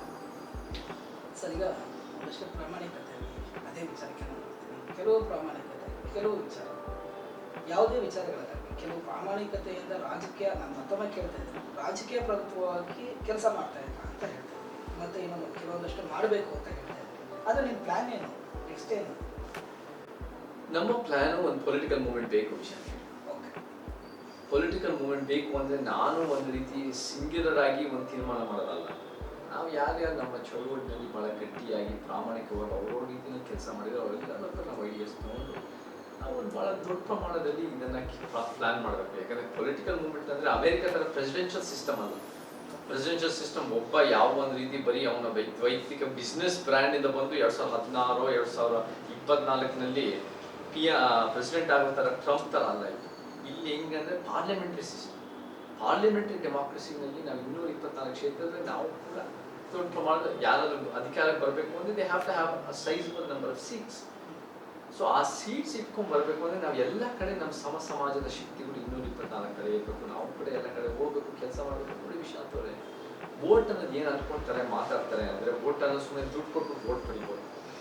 ವೋಟ್ ಅನ್ನೋದು ಒಂದು ಭಾವನೆ, ವೋಟ್ ಅನ್ನೋದು ಒಂದು ಭರವಸೆ. ವೋಟ್ ಅನ್ನೋದು ಜನರಿಗೆ ಯಾವಾಗ ಈ ವ್ಯಕ್ತಿ, ಈ ಸಿದ್ಧಾಂತ, ಈ ಪಕ್ಷ, ಈ ಅಭ್ಯರ್ಥಿ ನಮ್ಮ ಕ್ಷೇತ್ರ, ನಮ್ಮ ಜೀವನಕ್ಕೆ, ನಮ್ಮ ಮಕ್ಕಳ ಭವಿಷ್ಯಕ್ಕೆ ಒಳ್ಳೇದು ಮಾಡ್ತಾನೆ ಅಂತ ಒಂದು ಭರವಸೆ ಬಂದ್ಮೇಲೆ ಆವಾಗ 5 ವರ್ಷಕ್ಕೆ ಒಂದ್ಸರಿ ನಮಗೆ ವೋಟ್ ಹಾಕ್ತಾರೆ. ಸೊ ಆ ಕಾನ್ಫಿಡೆನ್ಸ್ ಬರಂಗೆ ನಾವು ಬರೀ ಮೀಡಿಯಾದಲ್ಲಿ ಕೂತ್ಕೊಂಡು ಮಾತಾಡೋದಲ್ಲ, ಜನರ ಹತ್ರ ಹೋಗ್ಬೇಕು. ನೋಡಿ, ಸೋಷಿಯಲ್ ಮೀಡಿಯಾ ಬಂದ್ರೆ 40 ವರ್ಷ, ಸಿನಿಮಾ ಬಂದ್ರೆ 100 ವರ್ಷ, ಜನರ ಹತ್ರ ಹೋಗಿ ಅನ್ಯಾಯದ ವಿರುದ್ಧ ಮಾತಾಡೋದು 1000 ವರ್ಷ ನಡೀತಾ ಇದೆ. ನಾವು ಜನರ ಹತ್ರ ಹೋಗಿ ಅವ್ರ ಜೊತೆ ಇಂಟರಾಕ್ಟ್ ಮಾಡಿ ನಾವು ಇದನ್ನ ಮಾಡ್ಕೊಡ್ತೀವಿ, ಇದನ್ನ ಮಾಡಿದೀವಿ, ಇದನ್ನ ಮುಂದೆ ಇನ್ನು ಈ ರೀತಿ ಒಳ್ಳೇದಾಗ್ಬೋದು, ನೀವು ಈ ರೀತಿ ಆಗಂಗೆ ನಾವು ಮಾಡ್ತೀವಿ ಅಂತ ಅವ್ರಿಗೆ ಕನ್ವಿನ್ಸ್ ಮಾಡಿದ್ರೆ ಅವ್ರು ನಮ್ಮ ಜೊತೆ ನಿಂತ್ಕೊಳ್ತಾರೆ. ಸೊ ಇದು ಅಷ್ಟು ಸುಲಭ ಸುಮ್ಮನೆ ಪಕ್ಷ ಕಟ್ಬಿಟ್ಟು ಆಮೇಲೆ ಮೀಡಿಯಾದಲ್ಲಿ ಕೊಟ್ಟು ಅನೌನ್ಸ್ ಮಾಡ್ತೀವಿ ಅನ್ನೋ ರೀತಿಯಲ್ಲಿ ಆ ರೀತಿ ಮಾಡೋಕ್ಕಾಗಲ್ಲ. ಅದಕ್ಕೆ ಹಾರ್ಡ್ ವರ್ಕ್ ಮೇಲೆ ಯಾಕೆ ಇದೆ ತಮಗೆ ಜನ ಭೇಟಿ ಮಾಡ್ತೀವಿ ಅಂತ ಜನ ಭೇಟಿ ಮಾಡ್ತೀನಿ, ಮಾಡ್ಕೊಂಡು ಬರ್ತಾ ಇದೀವಿ. 15 ವರ್ಷದಿಂದ ಸತತವಾಗಿ ಕೆಲಸ ಮಾಡ್ತೀನಿ. ನಾನು ಬೆಂಗಳೂರಿನಲ್ಲಿ ಇರೋದೇ ಬಹಳ ಕಡಿಮೆ. ಪ್ರತಿ ತಿಂಗಳು ಕೂಡ ಎಲ್ಲ ಕಡೆ ನಾವು ಪ್ರವಾಸ ಮಾಡ್ತಾ ಇದ್ವಿ. ಕಲ್ಯಾಣ ಕರ್ನಾಟಕ, ಕಿತ್ತೂರು ಕರ್ನಾಟಕ, ಮಧ್ಯ ಕರ್ನಾಟಕ, ಹಳೆ ಮೈಸೂರು, ಕರಾವಳಿ, ಕೋಲಾರ, ಚಿಕ್ಕಬಳ್ಳಾಪುರ, ಬೆಂಗಳೂರು ಸುತ್ತಮುತ್ತ ಇವೆಲ್ಲದೂ ಕೂಡ ಕೆಲಸ ಮಾಡ್ತಾ ಇರ್ತೀವಿ. ನಾವು 224 ಕಡೆಯನ್ನು ಕೆಲಸ ಮಾಡಿ 7 ಕೋಟಿ ಕರ್ನಾಟಕದವ್ರು ಸೇರಿ, ಯಾಕಂದ್ರೆ ನಮ್ದು ಯಾರು ನಮ್ಮ ಶತ್ರು ಅಸಮಾನತೆ ಮತ್ತು ಅನ್ಯಾಯದ ವ್ಯವಸ್ಥೆ, ಈ ವ್ಯವಸ್ಥೆ ವಿರುದ್ಧ 7 ಕೋಟಿ ಕರ್ನಾಟಕದವ್ರು ಸೇರಿ ನಾವು ಫೈಟ್ ಮಾಡಿದ್ರೆ, ಅಹಿಂಸಾವಾದ ಯುದ್ಧ ಮಾಡಿದ್ರೆ, ಸಂವಿಧಾನದ ಚೌಕಟ್ಟನ್ನು ಮಾಡಿದ್ರೆ, ಅವಾಗ ನೋಡಿ ಒಂದು ಸದೃಢ, ಒಂದು ಗಟ್ಟಿಯಾದ, ಒಂದು ಬಲಿಷ್ಠವಾದ ಕರ್ನಾಟಕದ ಕಟ್ಟಕ್ಕೆ ಹೋಗ್ತೀವಿ ಅಂತ ಹೇಳ್ತಾರೆ. ನೆಕ್ಸ್ಟ್ ಪೊಲಿಟಿಷಿಯನ್ ಬೇಕು ಅಂತೀರ. ಈಗ ಪೊಲಿಟಿಷಿಯನ್ಗೆ ಯಾವ್ಯಾವ ವಿಚಾರಗಳಿಗೆ ಸಂಬಂಧಿಸಿದಂತೆ ಈಗಿನ ಯುವಕರುಗಳಿಗೆ ಎಲ್ಲ ಸಮಾಜದ ಸಮಸ್ಯೆಗಳು ನಾವು ಗುರುತಿಸ್ತೀವಿ, ಅದಕ್ಕೆ ಪರಿಹಾರ ಕೊಡ್ತೀವಿ. ಅದೇ ಸಮಾಜ ಮೇನ್ 10 ಮೇನ್ ಇಶ್ಯೂಸ್. ಫಸ್ಟ್ ಲಿಂಗ ಸಮಾನತೆ, 2ನೇದು ಜಾತಿಯ ಸಮಾನತೆ, 3ನೇದು ಆರ್ಥಿಕ, ಭೂಮಿ, ಇತರ ಉದ್ಯೋಗಕ್ಕೆ ಸಂಬಂಧಪಟ್ಟ ಸಮಾನತೆ, 4ನೇ ನಿಜವಾದ ಸೆಕ್ಯುಲರಿಸಮ್, ಸರ್ಕಾರಗಳಿಗೂ ಧರ್ಮಗಳಿಗೂ ಪ್ರತ್ಯೇಕತೆ, 5ನೇದು ಪ್ರಾದೇಶಿಕತೆ ಮತ್ತೆ ಭಾಷೆಯ ಒಂದು ರೀತಿ ಸಮಾನತೆ ನ್ಯಾಯ, 6ನೇದು ಪರಿವರ್ತನಾ ಪರಿಸರವಾದ, 7ನೇದು ಅಭಿವ್ಯಕ್ತಿ ಸ್ವಾತಂತ್ರ್ಯ ಮತ್ತೆ ಮಾಧ್ಯಮ ಸ್ವಾತಂತ್ರ್ಯ ಇದ್ದಾರೆ, 8ನೇದು ಶಿಕ್ಷಣ ಮತ್ತೆ ಆರೋಗ್ಯದ ಒಂದು ಸಂಪೂರ್ಣವಾದ ಪರಿವರ್ತನೆ, 9 ಭ್ರಷ್ಟಾಚಾರದ ನಿರ್ಮೂಲನೆ, 10ನೇದು ಪೊಲೀಸು, ಜೈಲು, ಈ ಥರದ ಒಂದು ಇನ್ಸ್ಟಿಟ್ಯೂಷನ್ಸ್ ಸುಧಾರಣೆ. ಅದ್ರ ಜೊತೆ ಹೆಚ್ಚುವರಿಗಳು ಬರುತ್ತೆ, ಇನ್ಫ್ರಾಸ್ಟ್ರಕ್ಚರು ಬರುತ್ತೆ, ನಮ್ಗೆ ಕ್ರೀಡಾ ನ್ಯಾಯ, ಸ್ಪೋರ್ಟ್ಸು ಬೆನಿಫಿಟ್ ಮಾಡುತ್ತೆ, ನಮ್ಗೆ ಬೇರೆ ಒಂದು ರೀತಿ ಈ ಥರ ಮಾರಲ್ ಸೈನ್ಸ್, ಹೆಲ್ತ್ ಕೂಡ ಅದನ್ನು ಹೆಂಗೆ ನಾವು ಜಾಗೃತಿ ಮೂಡಿಸ್ಬೇಕು. All types of benefits, all types of nation building ನಮ್ಮ ಪ್ಲಾನ್ ಇದೆ. ಬಟ್ ಮೇನ್ ಏನಂದರೆ ನಾವು ಈ ಥರ ಜಾಗೃತಿ ಮೂಡಿಸಿ ಜನರ ಕಾನ್ಫಿಡೆನ್ಸ್ ಬಂದು ನಾವು ಕೂಡ ಇನ್ಸ್ಟಿಟ್ಯೂಷನ್ ಬಿಲ್ಡಿಂಗ್ ಜೊತೆ ನಾವು ರಾಜ್ಯನ ಕಟ್ಟಿದ್ರೆ ಲಾಂಗ್ ಟರ್ಮ್ ಬೆನಿಫಿಟ್ ಆಗುತ್ತೆ. ಭ್ರಷ್ಟಾಚಾರದ ಬಗ್ಗೆ ಈಗಿನ ಭ್ರಷ್ಟಾಚಾರದ ಬಗ್ಗೆ ಅಂದರೆ ಮಾತಾಡೋದಕ್ಕೆ ಜನ ಹೆದರುವಂಥ ಇದರಲ್ಲಿದೆ, ಪೊಸಿಷನ್ ಇದೆ. ಆ ಭ್ರಷ್ಟಾಚಾರದ ಬಗ್ಗೆ ನಿಲ್ಲಿಸ್ತೀನಿ ಅಂತ ಏನಾದರೂ ನಿಮಗೆ ಭ್ರಷ್ಟಾಚಾರ ಅನ್ನೋದು first of all you define what is corruption define ಮಾಡಿ ನಾವೇನು ಅನ್ಕೊಂಡಿದ್ದೀವಿ ಲಂಚ ಮಾತ್ರ ಕರಪ್ಷನ್ ಹಾಗೆ ನೋಡೋಕ್ಕಾಗಲ್ಲ. ಎಷ್ಟೋ ಜನ corruption is in many form. So ನಾವು ಇದನ್ನು ಸರಿಪಡಿಸ್ಬೇಕು ಅಂದರೆ ಆ ಸಿಸ್ಟಮ್ ಒಳಗಡೆ ಹೋಗಿ ಆ ಪೊಲಿಟಿಕಲ್ ಪಾರ್ಟಿ ಜೊತೆ ಸೇರಿದ್ರೆ ಅವ್ರು ನಮ್ಮನ್ನು ಮೂಲೆಗೆ ಮಾಡ್ತಾರೆ, ಅಥವಾ ನೀವು ಅವ್ರ ಥರ ಆಗ್ಬಿಡ್ತೀವಿ. ನಾವು ಒಂದು ಆಲ್ಟರ್ನೇಟಿವ್ ಪೊಲಿಟಿಕಲ್ ಮೂವ್ಮೆಂಟ್ ಕಟ್ಟಿ ಕರಪ್ಷನ್ನ ಮೇಲಿಂದ ಕಿತ್ತಾಕ್ತಾ ಬರೋಣ. ಏನು ಅನ್ಕೊಂತೀವಿ ಅಂದರೆ ಅದು ಒಂದು ಲೋಕಲ್ ಕಡೆ ನಾನು ಒಂದು ಗಟ್ಟಿ ಧ್ವನಿನಲ್ಲಿ ಒಂದು RTO ಆಫೀಸ್ನಲ್ಲೋ, ಒಂದು PWD ಆಫೀಸ್ನಲ್ಲೋ, ಒಂದು ಯಾವುದೋ ಪೊಲೀಸ್ ಆಫೀಸ್ಗೆ ಬಂದು ಗದರಿಸ್ಬಿಟ್ರೆ ಭ್ರಷ್ಟಾಚಾರ ನಿಂತೋಗ್ಬಿಡುತ್ತೆ. ಭ್ರಷ್ಟಾಚಾರ ನಿಂತ್ಕೋಬೇಕು, ನೀವು ಅದನ್ನು ನಿಲ್ಲಿಸ್ಬೇಕು, ಅದನ್ನು ಕಿತ್ತಾಕ್ಬೇಕು ಅಂದರೆ ನೀವು ಪೊಲಿಟಿಕಲ್ ಮೂವ್ಮೆಂಟ್ ಕಟ್ಟಿ ನೀವು ಮೇಲಿಂದ ಯಾರು ದೊಡ್ಡ ಪ್ರಮಾಣದಲ್ಲಿ ಭ್ರಷ್ಟಾಚಾರ ಮಾಡ್ತಾ ಇದ್ರು, 100 ಕೋಟಿ ಮತ್ತೆ ಬೇರೆ ಹಗರಣಗಳಾಗ್ತಾ ಇದೆ, ಅದ್ರ ಮೇಲೆ ಲೋಕಾಯುಕ್ತ ಬಲಿಷ್ಠ ಮಾಡಿ ಅಲ್ಲಿಂದ ಟ್ರಿಕಲ್ ಡೌನ್ ಆಗಿ ಎಫೆಕ್ಟ್ ಆಗುತ್ತೆ. So for example trickle down economics work out ಆಗಲ್ಲ. ಟ್ರಿಕಲ್ ಡೌನ್ ಎಕನಾಮಿಕ್ಸ್ ಏನಂದ್ರೆ ಶ್ರೀಮಂತರಿಗೆ ಜಾಸ್ತಿ ದುಡ್ಡು ಉಳಿತಾಯ ಆದರೆ ಎಲ್ಲರಿಗೂ ಲಾಭ, ಅದು ನಿಜ ಅಲ್ಲ. ಆದ್ರೆ ದೊಡ್ಡ ಕುಳಗಳು ಭ್ರಷ್ಟಾಚಾರ ಮಾಡ್ತಿರೋ ಮೇಲೆ ಕಿತ್ತಾಕಿದ್ರೆ ಅವಾಗ ಬೇರೆ ಹಂತಕ್ಕೆ ಕಡಿಮೆ ಆಗ್ತವೆ. ಏನಾಗುತ್ತೆ ಗೊತ್ತಾ ವಿಷಯ ಅಂತ, ಎಷ್ಟೋ ಸರಿ ಜನ ನಾನು ಲಕ್ಷ ತೊಗೊಂತಾರೆ, ಅವ್ನು ಯಾರೋ ಕೋಟಿ ಮಾಡ್ತಾನೆ, ನಾನು ಯಾಕೆ ನಿಲ್ಲಿಸ್ಕೋಬೇಕು ಅಂತ ಹಂಗೆ ಒಬ್ಬರ ಮೇಲೆ ಒಬ್ಬರು ಕಲಿತಾರೆ. So we have to target the big people who are using ಅವ್ರ ಗವರ್ಮೆಂಟ್ನ ಅವರ ವೈಯಕ್ತಿಕ ಲಾಭಕ್ಕೆ, ಲ್ಯಾಂಡ್ ಅವರ ಸ್ವಂತ ಬೆನಿಫಿಟ್ಗೆ. ಈ ಲ್ಯಾಂಡ್ ಮಾಫಿಯಾಗಳಾಗಿರ್ಬೋದು, ಮೈನಿಂಗ್ ಮಾಫಿಯಾಗಳಾಗಿರ್ಬೋದು, ಕರಪ್ಷನ್ಗಳಾಗಿರ್ಬೋದು, ಒಂದು ರೀತಿ ಲಂಚ ತಗೊಳ್ಳೋದು, everything is inter connected. So ಇದು ಎವ್ರಿಥಿಂಗ್ ಇಂಟರ್ ಕನೆಕ್ಟೆಡ್ ಅಂದಾಗ ನಾವು ಪರ್ಯಾಯ ಪೊಲಿಟಿಕಲ್ ಮೂವ್ಮೆಂಟ್ ಕಟ್ಟಿ ಅದನ್ನು ಕಿತ್ತಾಕೋದು ನಮ್ಮ ಉದ್ದೇಶ ಇರಬೇಕು. ನೋಡಿ, ಆ್ಯಂಟಿ ಕರಪ್ಷನ್ ಒಂದೇ ಇಶ್ಯೂ ಇಟ್ಕೊಂಡು ನೀವು ಪೊಲಿಟಿಕಲ್ ಮೂವ್ಮೆಂಟ್ ಕಟ್ಟಕ, ಶಾಶ್ವತವಾದ ಪೊಲಿಟಿಕಲ್ ಮೂವ್ಮೆಂಟ್ ಗಟ್ಟಿಯಾಗಿ ಕಟ್ಟಕ. 10 ಪಾಯಿಂಟ್ ಮತ್ತು ಹೆಚ್ಚುವರಿಗಳಲ್ಲಿ ಆ್ಯಂಟಿ ಕರಪ್ಷನ್ನು ಒಂದು ರೀತಿ ನಿಮ್ಮ ಒಂದು ರೀತಿ ಅಜೆಂಡಾ ಪಾಯಿಂಟ್ ಆಗಿದ್ರೆ ನೀವು ಭಾಳ ಗಟ್ಟಿಯಾಗಿ ಕಟ್ತಾ ಬರ್ಬೋದು. ಸೊ ಅದು ಕೂಡ ಆರ್ ಟಿ ಐ ಜಾಗೃತಿ ಆಗಿರ್ಬೋದು, ಲಂಚ ಮುಕ್ತ ಕರ್ನಾಟಕ ಆಗಿರ್ಬೋದು, ಇವೆಲ್ಲ ಕೂಡ ಅದರಲ್ಲಿ ಅದು ಕೂಡ ಆಗ್ತವೆ. ಮೇನ್ ಲೋಕಾಯುಕ್ತನ ಗಟ್ಟಿ ಮಾಡಿ ಟಾಪ್ ಇಂದ ಟ್ರಿಕಲ್ ಡೌನ್ ಇಂದ ಆ್ಯಂಟಿ ಕರಪ್ಷನ್ ಮಾಡಿದ್ರೆ you can build a strong long term corruption free Karnataka. ನೀವು ಹೇಳೋ ಪ್ರಕಾರ ರಾಜಕೀಯನೇ ಒಂದು ಬಲಿಷ್ಠವಾಗಿ ಕಟ್ಕೋಬೇಕು ಅಂತ ಪ್ಲಾನ್. ಪೊಲಿಟಿಕಲ್ ಮೂವ್ಮೆಂಟ್ ಬೇಕಿದೆ. If you don't have a political movement ನೀವು ಶಾಶ್ವತವಾದ ಪರಿಹಾರ ಮಾಡೋಕ್ಕಲ್ಲ. ಪೊಲಿಟಿಕಲ್ ಮೂವ್ಮೆಂಟ್ ನೋಡಿ ವಿಶಾಂತ್, ನಾವೇ ಅಧಿಕಾರಕ್ಕೆ ಬರಬೇಕಾಗುತ್ತೆ. ನಮ್ಮದು ಒಂದು ಪೊಲಿಟಿಕಲ್ ಮೂವ್ಮೆಂಟ್ ಗಟ್ಟಿಯಾಗಿ ಕೆಲಸ ಮಾಡ್ತಾ ಇದೆ ಅಂದರೆ ಬೇರೆಯವ್ರಿಗೂ ರಾಜಕಾರಣಿಗಳಿಗೂ ಕೆಲಸ ಮಾಡೋಕ್ಕೆ ಒಂದು ರೀತಿ ಒಂದು ಕಂಪೆಲ್ ಮಾಡುತ್ತೆ, ಅವ್ರ ಮೇಲೆ ಒತ್ತಡ ಹಾಕ್ಬಿಡುತ್ತೆ. ಇಲ್ಲ ನಾನು ಕೆಲಸ ಮಾಡಿಲ್ಲ ಅಂದರೆ ಇನ್ನೊಬ್ಬ ಬಂದ್ಬಿಟ್ಟು ನಮ್ಮ ವೋಟ್ಸ್ ತಿನ್ಬಿಡ್ತಾನೆ ಅಂತ ಒಂದು ಭಯದಿಂದ ಆದರೂ ಕೆಲಸ ಮಾಡ್ತಾರೆ. It's a jolt to the system. So ನಮಗೆ politics is the master key to open all locks and doors. ಮಾದರಿ ಬಾಬಾ ಸಾಹೇಬ್ ಅಂಬೇಡ್ಕರ್ ಹೇಳಿದ್ದಾರೆ. ತಂದೆ ಪೆರಿಯಾರ್ ದ್ರವಿಡಿಯನ್ ಚಳವಳಿ ಬಹಳ ವರ್ಷ 60 ವರ್ಷ ಗಟ್ಟಿಯಾಗಿ ತಮಿಳುನಾಡಿನಲ್ಲಿ ಬಹಳ ಗಟ್ಟಿಯ ಪ್ರಾದೇಶಿಕ ಶಕ್ತಿ. ಕಾಂಚೀರಾಮ್ ಅವ್ರದ್ದು ಬಹುಜನ್ ಶಕ್ತಿನೂ ಬಹಳ ಮಾದರಿಯಾಗಿತ್ತು ಅವ್ರ ಜೀವನ ಬದುಕಿದ್ದಾಗ. ಸೊ ಈ ಅಂಬೇಡ್ಕರ್, ಪೆರಿಯಾರ್, ಕಾಂಚೀರಾಮಿಂದ ಸಮಾಜ ಶಕ್ತಿ ಕರ್ನಾಟಕದ ಕಟ್ಟರೆ will have a strong force. Sir, ಸುಮಾರು ಜನ ಮುಖಂಡಗಳಿದೆ, ಕೆಲವೊಂದಷ್ಟು ವಿಚಾರಗಳು ನಾವು ನೋಡ್ತಾ ಇದ್ದೀವಿ ಸರ್. ಈಗ SC/ST ಅಂತ ತಗೊಂಡ್ರೆ ನೀವು ಜಾಸ್ತಿ ಈಗ ನಾನು ಮಾತಾಡಿದ್ದಲ್ಲ ಪೂರ್ತಿ ಅವ್ರ ಬಗ್ಗೆ ಕೆಲವೊಂದಷ್ಟು ಎಷ್ಟು ಜನ ಈಗ SC/ST ಅಂದ ತಕ್ಷಣ ಕ್ರೈಸ್ತ ಧರ್ಮಕ್ಕೆ ನಾವು ಸೇರ್ಕೊಂಡಿದ್ದಾರೆ ನೋಡಿ, ಕ್ರೈಸ್ತ ಧರ್ಮಕ್ಕೆ ಬೌದ್ಧ ಧರ್ಮಕ್ಕೆ ಸೇರ್ಕೊಂಡು ಇನ್ನೂ ಕೂಡ ಅದೆಷ್ಟು ಇದಾಗ್ತದೆ. ಇನ್ನೂ ಕೂಡ ಸನಾತನ ಧರ್ಮ ಬಿಡದೇ ಹೋದಂಥ SC/ST ಇದೆ ಸರ್. ಇದ್ರ ಬಗ್ಗೆ ಇವಾಗ ಈ ಪ್ರಶ್ನೆ ನಾವು ಡಿಸ್ಕಸ್ ಮಾಡೋಣ. ಫಸ್ಟ್ ಆಫ್ ಆಲ್ ವಿಶಾಂತ್ ಹೇಳಿ, religion is a personal choice. Okay, personal choice.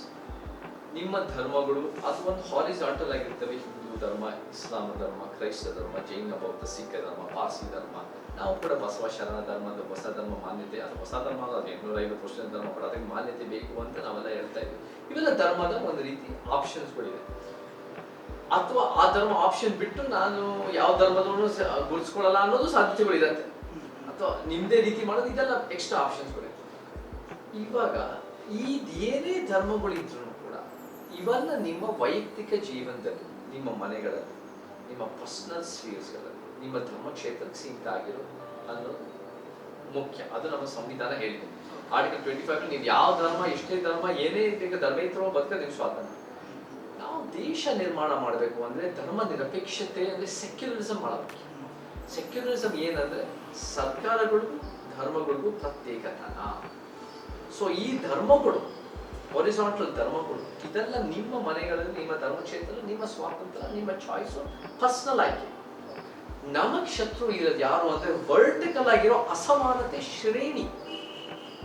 ಈ ಶ್ರೇಣೀಕೃತ ವ್ಯವಸ್ಥೆ, ಆ ಶ್ರೇಣೀಕೃತ ವ್ಯವಸ್ಥೆಯಲ್ಲಿ ಪುರುಷ ಪ್ರಧಾನ ವ್ಯವಸ್ಥೆ, ಬ್ರಾಹ್ಮಣ್ಯ ವ್ಯವಸ್ಥೆ, ಬಂಡವಾಳಶಾಹಿ ವ್ಯವಸ್ಥೆ, ಭಾಷೆ ತಾರತಮ್ಯ, ಸ್ಟಾರ್ ಕಲ್ಚರ್, ಈ ಥರ ಬೇರೆ ಶ್ರೇಣಿ ನಾವೆಲ್ಲರೂ ಸೆಟ್ ಫೈಟ್ ಮಾಡಬೇಕು. ಅದು ನೀವು ವೈಯಕ್ತಿಕವಾಗಿ ನೀವು ಹಿಂದೂ ಅಂತ ಗುರುತಿಸ್ಕೊಳ್ಳಿ, ನೀವು ನಮ್ಮ ಜೊತೆ ಬರಬೇಕು. ನೀವು ಮುಸ್ಲಿಂ ಅಂತ ಗುರುತಿಸಿ, ನೀವು ನಮ್ಮ ಜೊತೆ ಬರಬೇಕು. ಕ್ರೈಸ್ತರು ಅಂತ ನೀವು ನಮ್ಮ ಜೊತೆ ಬರಬೇಕು. ಜೈನ, ಬೌದ್ಧ, ಸಿಖ್, ಪಾರ್ಸಿ, ಬಸವ ಧರ್ಮದ ನೀವು ಬರಬೇಕು. ನೀವು ಯಾವ ಧರ್ಮದಲ್ಲೂ ನೀವು ಬನ್ನಿ, ಎಲ್ಲರೂ ಸೇರಿ 7 ಕೋಟಿ ಕರ್ನಾಟಕ ನಾವು ಬರಬೇಕು.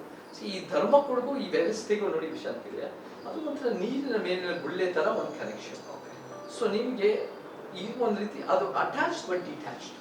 That is personal, this is structural ವ್ಯವಸ್ಥೆ.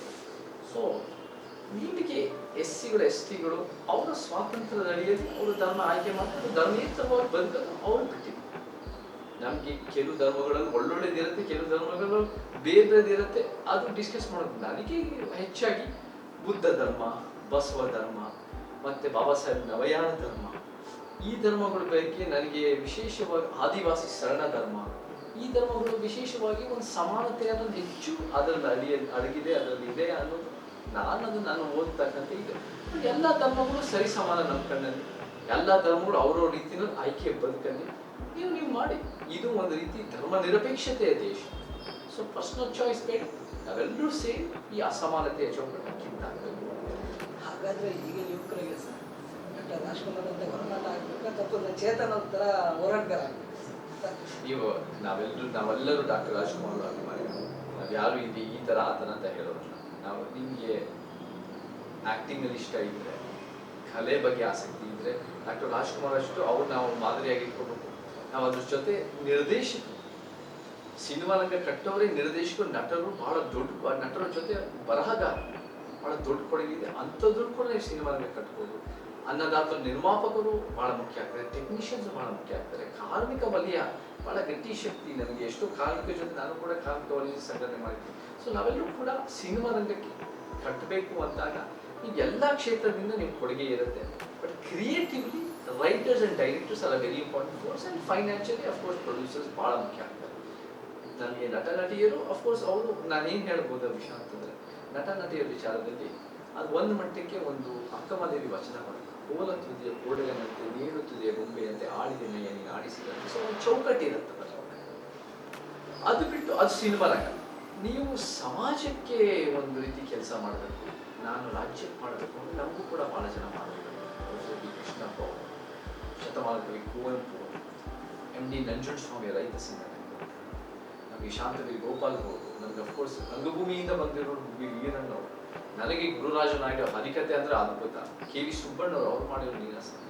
ಸೊ ನನಗೆ ಭಾಳ ಜನ, ನಮಗೆ ಡಿ ಆರ್ ನಾಗರಾಜ್ ಅವರು, ನಮಗೆ ಸಿದ್ಧಲಿಂಗಯ್ಯನವರು, ನಮಗೆ ಸಾಹಿತಿಗಳು ಲಂಕೇಶು, ತೇಜಸ್ವಿ ಅವರು, ಅವರ ಕೊಡುಗೆ ಅದ್ಭುತವಾದ ಕೊಡುಗೆ.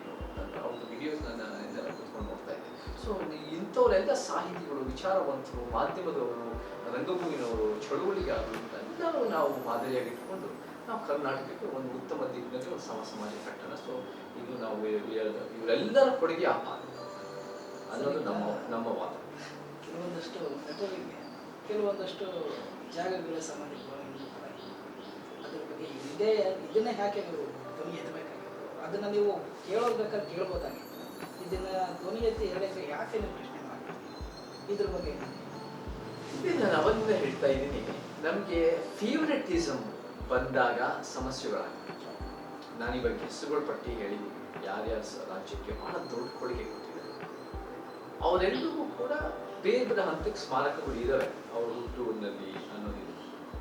ಆದರೆ ಯಾವಾಗ ನೀವು ಒಬ್ಬ ವ್ಯಕ್ತಿಗೆ ಅವ್ರಿಗೋಸ್ಕರ ಅವ್ರಿಗೆ ಡಾಕ್ಟರ್ ರಾಜ್ಕುಮಾರ್ ಅವರು ಕೊಡಬೇಕಾಗಿರೋ ಸರ್ಕಾರದ ಸೈಟ್ ಕೊಟ್ಟಾಗ ಅವರೇ ರಿಜೆಕ್ಟ್ ಮಾಡ್ತಾರೆ. ನಾನು ಯಾವಾಗಲೂ ಹೇಳ್ತೀನಿ, ನನಗೆ ಅವರಿಗೆ 2.5 ಎಕರೆ ಕೊಡಬೇಕು ಅಂತ ಈ ಸರ್ಕಾರ ಅವ್ರಿಗೆ ಗೊತ್ತಾಗಿದ್ದರೆ ಅವ್ರು ಖಂಡಿತ ನನಗೆ 2.5 ಎಕರೆ ಕೊಡಲೇಬೇಡಿ ಅಂತ ಹೇಳ್ತಾ ಇದ್ರು ಅವ್ರಿಗೆ ಸ್ಮಾರಕಕ್ಕೆ. ಅವ್ರು ಯಾವುದೇ ಕಾರಣಕ್ಕೂ ಹೋಗ್ತಾ ಇದ್ರು. ಅವರು ಅಷ್ಟು ದೊಡ್ಡತನದ ಮನುಷ್ಯ ಅವರು. ಬಟ್ ಈ ಪಾಲಿಟಿಷಿಯನ್ಸ್, ಈ ರಾಜಕಾರಣಿಗಳು, ಅವರು ಅದು ಯಾವಾಗ ಸೆಲೆಕ್ಟಿವ್ ಆಗಿ ಫೇವ್ರೆಟಿಸಮ್ ಮಾಡ್ತಾರೋ ಒಬ್ಬ ವ್ಯಕ್ತಿಗೆ ಅವ್ರು ತೀರ್ಕೊಂಡಾದ್ಮೇಲೆ, ಅವಾಗ ಏನಾಗುತ್ತದೆ, ರಿಪಲ್ ಎಫೆಕ್ಟ್ ಆಗುತ್ತೆ. ಬೇರೆ ನಮಗೂ ಬೇಕು ಅಂತ ಹೇಳ್ತಾರೆ. ಶಂಕರನಾಗರು ನಮಗೂ ಬೇಕು ಅಂತಾರೆ, ನಮಗೆ ವಿಶ್ವವರ್ಧನ್ ಅಭಿಮಾನಿಗಳು ನಮಗೂ ಬೇಕು ಅಂತಾರೆ. ನಮಗೆ ಎಷ್ಟೊಂದು ಕೊಡುಗೆ ಕೊಟ್ಟಿದ್ರು, ನಮ್ಗೆ ಯಾಕಿಲ್ಲ, ನಮಗೆ ಭಾಳ ಅದ್ಭುತವಾದ ಕೊಡುಗೆ ಇವ್ರು ಯಾಕಿಲ್ಲ ಅಂತ ಪ್ರಶ್ನೆ ಗೊತ್ತಾಗುತ್ತೆ. ಸೊ ದಿಸ್ ಇಸ್ ಇದು ಯಾವ ಒಂದು ವ್ಯಕ್ತಿನ ತಪ್ಪಿದೆ, ನಾವು ಸರ್ಕಾರದ ಯೋಜನೆನ ಪ್ರಶ್ನೆ ಮಾಡ್ತಾ ಇದ್ದೀವಿ, ಅದರಿಂದ ಏನೇನು ಎಫೆಕ್ಟ್ ಆಗಿದೆ. ಸೊ ನನ್ನ ಕಣ್ಣಲ್ಲಿ ನೀವು 2.5 ಎಕರೆ ಪ್ಲಸ್ 1.25 ಎಕರೆ, ಅಂಬರೀಷ್ ಅವ್ರದ್ದು 1.25 ಎಕರೆ ಇತ್ತು, 4.5 ಎಕರೆ, ಅದನ್ನು ಏನು ಮಾಡ್ಬೋದು, ಅದನ್ನು ಹೆಂಗೆ ಮಾಡ್ಬೋದು. ಅಫ್ಕೋರ್ಸ್ ಒಂದು ಸ್ಮಾರಕ ಇದರಲ್ಲೂ ಕೂಡ ರಾಜಮೋಹನಲ್ಲೂ ಒಂದು ಸ್ಮಾರಕ ಮಾಡಿ, ಮಂಡ್ಯದಲ್ಲೂ ಒಂದು ಮಾಡಿ, ಈ ಒಂದು 4.5 ಎಕರೆ ಹೇಗೆ ಒಂದು ಎಲ್ಲ ಕಲೆಯ ಬಗ್ಗೆ, ಕಲೆ ಕೊಟ್ಟಿರೋ ಸಾಧಕರ ಬಗ್ಗೆ, ಎಲ್ಲ ಚಿತ್ರರಂಗದ ಒಳಗೆ ಆಗಿರ್ಬೋದು, ಚಿತ್ರರಂಗದ ಹೊರಗೆ ಆಗಿರ್ಬೋದು, ಕಲೆ ಕೊಟ್ಟಿರೋ ಸಾಧಕರ ಗ್ರೋತ್ ಆರ್ಟ್ ಇನ್ ಕರ್ನಾಟಕ ಆ ಸಾಂಸ್ಕೃತಿಕ ಪ್ರಪಂಚಕ್ಕೆ ಒಂದು ರೀತಿ ಇಡಬೇಕು ಹೊರತು ನಾವು ಒಂದೇ ವ್ಯಕ್ತಿಗೆ ಇಟ್ಟಾಗ ಅದು ಒಂದು ರೀತಿ it creates its own problems ಅಂತ ನಾನು ಹೇಳ್ಬಂದೆ. ಸೊ ಇದರ ವಿಚಾರ ನಾವು ಚರ್ಚೆ ಮಾಡ್ತಾ ಇದ್ದೀವಿ, ಡಿಸ್ಕಷನ್ ಮಾಡ್ತಾ ಇದ್ದೀವಿ. ಹಾಗಾದರೆ ಸರ್, ಡಾಕ್ಟರ್ ರಾಜ್ಕುಮಾರ್ ಸಮಾಧಿ ಸರ್ಕಾರಿ ಜಾಗಗಳಿದೆ, ಸರ್ಕಾರನೇ ಕೊಟ್ಟಿದೆ ಅಂತ, ಇಲ್ಲ ಸರ್ಕಾರಕ್ಕೆ ಇಟ್ಟಿರುವಂಥ 2 ಎಕರೆ ಬೇಡ ಅಂತ? 2.5 ಎಕರೆ ಪ್ಲಸ್ 1.25 ಎಕರೆ, ಸೊ 4.25 ಎಕರೆ ಆಗುತ್ತೆ.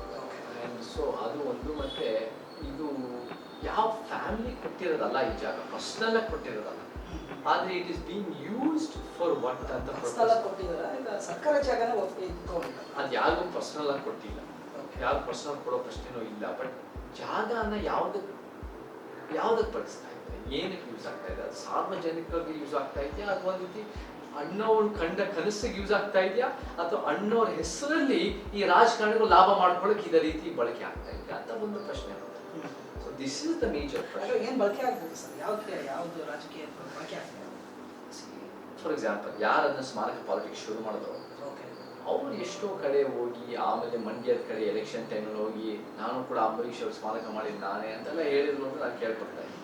ಸೊ ಇವಾಗ ಏನಾಗುತ್ತೆ ಅಂದರೆ, ಈ ಥರ ಪಾಲಿಸಿ ಮಾಡಿದಾಗ ಅದರಿಂದ ನಾನು ಏನು ಬೆನಿಫಿಟ್ ತೊಗೊತೀನಿ ಅಂತ ನೋಡೋಕೆ ಕೊಡ್ತಾರೆ ಹೊರತು, ಇದು ನಾವು ಹೆಂಗೆ ಒಂದು ಸ್ಟ್ಯಾಂಡರ್ಡೈಸ್ ರೀತಿಯಲ್ಲಿ ಎಲ್ರಿಗೂ ಸಲ್ಲಬೇಕಾಗಿರೋದು. ಇಡೀ ಕರ್ನಾಟಕ ಕೊಡುಗೆ ಕೊಟ್ಟು ಎಲ್ರಿಗೂ ಒಂದು ರೀತಿ ಗೌರವ ಕೊಡಬೇಕು ಅನ್ನೋದು ನಮ್ಮ ವಾದ ಇದೆ. ಸೊ ಅದು ನಾವು ಇದನ್ನು ಹೋಗ್ತಾ ಹೋಗ್ತಾ ಡಿಸ್ಕಷನ್ ಮಾಡ್ತಾ ಹೋಗೋಣ. ಯಾವ ಭಾವನೆಗಳಿಗೆ ಧಕ್ಕೆ ಬರೋದು ನಮ್ಮ ಉದ್ದೇಶ ಅಲ್ಲ. ಬಟ್ ಇಡೀ ಕರ್ನಾಟಕದ ಕಲೆ ಮತ್ತು ಚಿತ್ರರಂಗ ಮತ್ತು ರಂಗಭೂಮಿ ಮತ್ತು ಎಲ್ಲ ರೀತಿ ಕಲಾ ಸಾಧಕರಿಗೆ ಹೆಂಗೆ ಒಂದು ರೀತಿ ಈ ಜಾಗನ ಒಂದು ಅದಕ್ಕೆ ಸಂಬಂಧಪಟ್ಟಂಗೆ ಜನ ಒಳ್ಳೆ ಒಂದು ರೀತಿ ಸಾರ್ವಜನಿಕ ಎಲ್ಲರಿಗೂ ಸೇರಂಗೆ ಅದನ್ನು ಮಾಡ್ಬೋದು ಅನ್ನೋದು ನಾವು ಡಿಸ್ಕಸ್ ಮಾಡಬೇಕು. ಅದೇ ರಾಜ್ಕುಮಾರ್ ವಿಚಾರನ ಚೇತನಮಿಸ್ ಅವರು ಕ್ಷಮೆ ಕೇಳು ಮತ್ತೆ ನಾನು ವಾಪಸ್ ಹಿಂಪಡಿತೀನಿ ಅಂತ ಸರ್.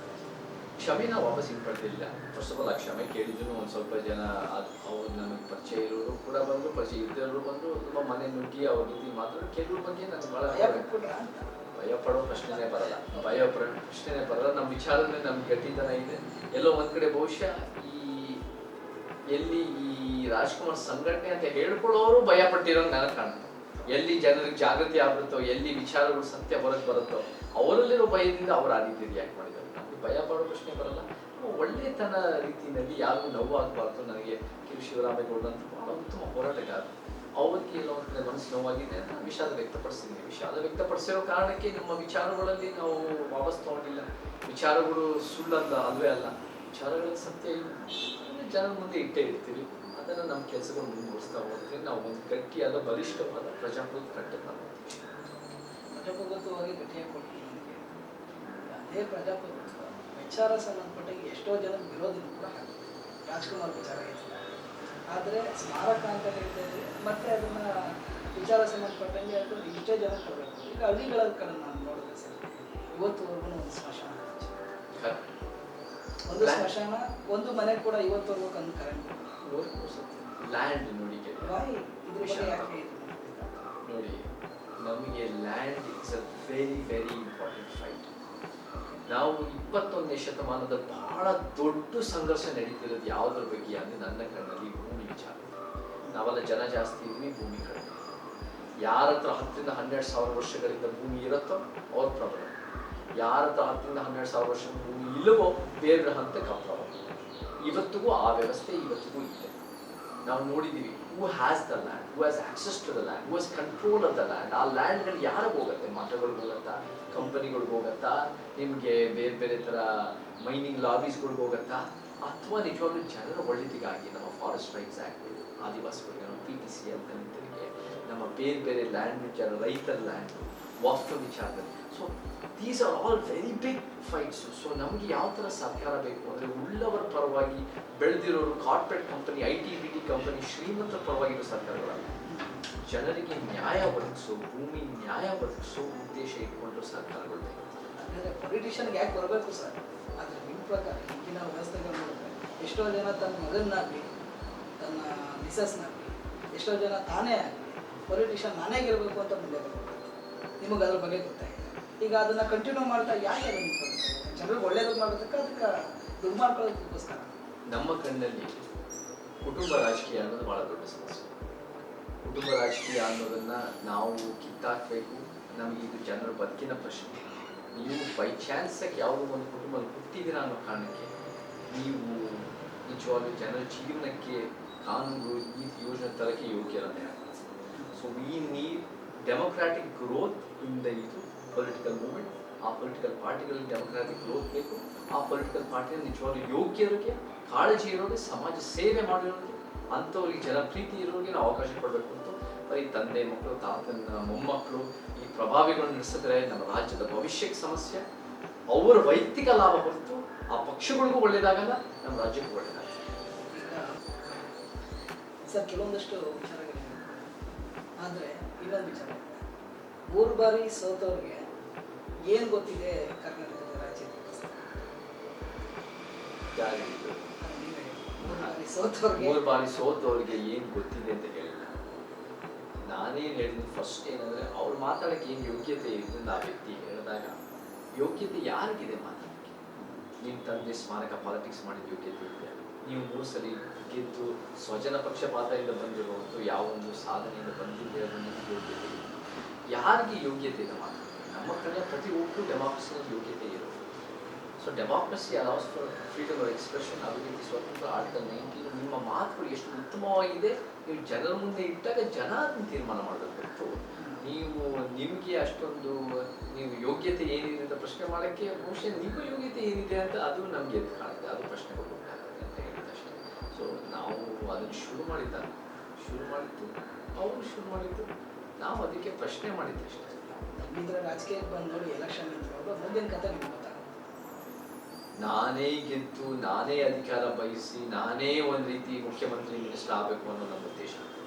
ನಮ್ಮ ಉದ್ದೇಶ ಕರ್ನಾಟಕ ರಾಜ್ಯಕ್ಕೆ ಒಳ್ಳೇದಾಗಬೇಕು, ಪೊಲಿಟಿಕಲ್ ಆಗಿ ಒಳ್ಳೇದಾಗಬೇಕು, ಪೊಲಿಟಿಕಲ್ ಮೂವ್ಮೆಂಟ್ ಕಟ್ಟಬೇಕು. ಈಗ ಒಂದು ಈಗೋ ಬ್ಯಾಟಲ್ ಆಗೋದಿಲ್ಲ ಅಂತ ಯಾರ ಮೇಲೂ ಈಗೋ ಅನ್ನೋದು ಇದಿಲ್ಲ. ಆ ರೀತಿ ನಮ್ಮ ಕರಚಿ ನಮಗೇನು ಬೇಕು ಅಂದರೆ ರಾಜ್ಯದ ಒಳಿತಿಗಾಗಿ ಸಂವಿಧಾನದ ಮೂಲ ಆಶಯಕ್ಕೆ ನಮ್ಮ ಉದ್ದೇಶ. ಸೊ ಅದನ್ನು ನೋಡೋಣ ಮುಂದಿನ ದಿನಗಳಲ್ಲಿ. ನಾನು ಬರ್ಬೇಕನ್ನೋಕ್ಕಿಂತ ನಾನು ಸ್ಪರ್ಧೆ ಮಾಡಬೇಕನ್ನೋಕ್ಕಿಂತ ನಮಗೆ ಭಾಳ ಒಳ್ಳೆ ಒಂದು 224 ಕಡೆನೂ ಕೂಡ, ಮತ್ತು ಇದು GB ಆಗಿರ್ಬೋದು, ಬೇರೆ ಲೋಕಲ್ ಬಾಡಿ ಆಗಿರ್ಬೋದು, ಪ್ರತಿಯೊಂದು ಕಡೆನೂ ಆಗಿರ್ಬೋದು, ಭಾಳ ಒಂದು ಕಾಳಜಿ ಇರೋ ವ್ಯಕ್ತಿಗಳಿದ್ದಾರೆ. ಹೆಂಗೆ ಅವಕಾಶ ಮಾಡಿಕೊಟ್ಟು ನಾವು ಮುಂದಿನ ದಿನದಲ್ಲಿ ಪ್ಲಾನ್ ಮಾಡ್ತಾರೆ. ಇದಿಷ್ಟು ಚೇತನ್ ಅವರ ಮಾತಾಗಿತ್ತು. ಇದ್ರ ಬಗ್ಗೆ ನೋಡೋಣ ಇನ್ನೊಂದು ವಿಚಾರ. Thank you sir.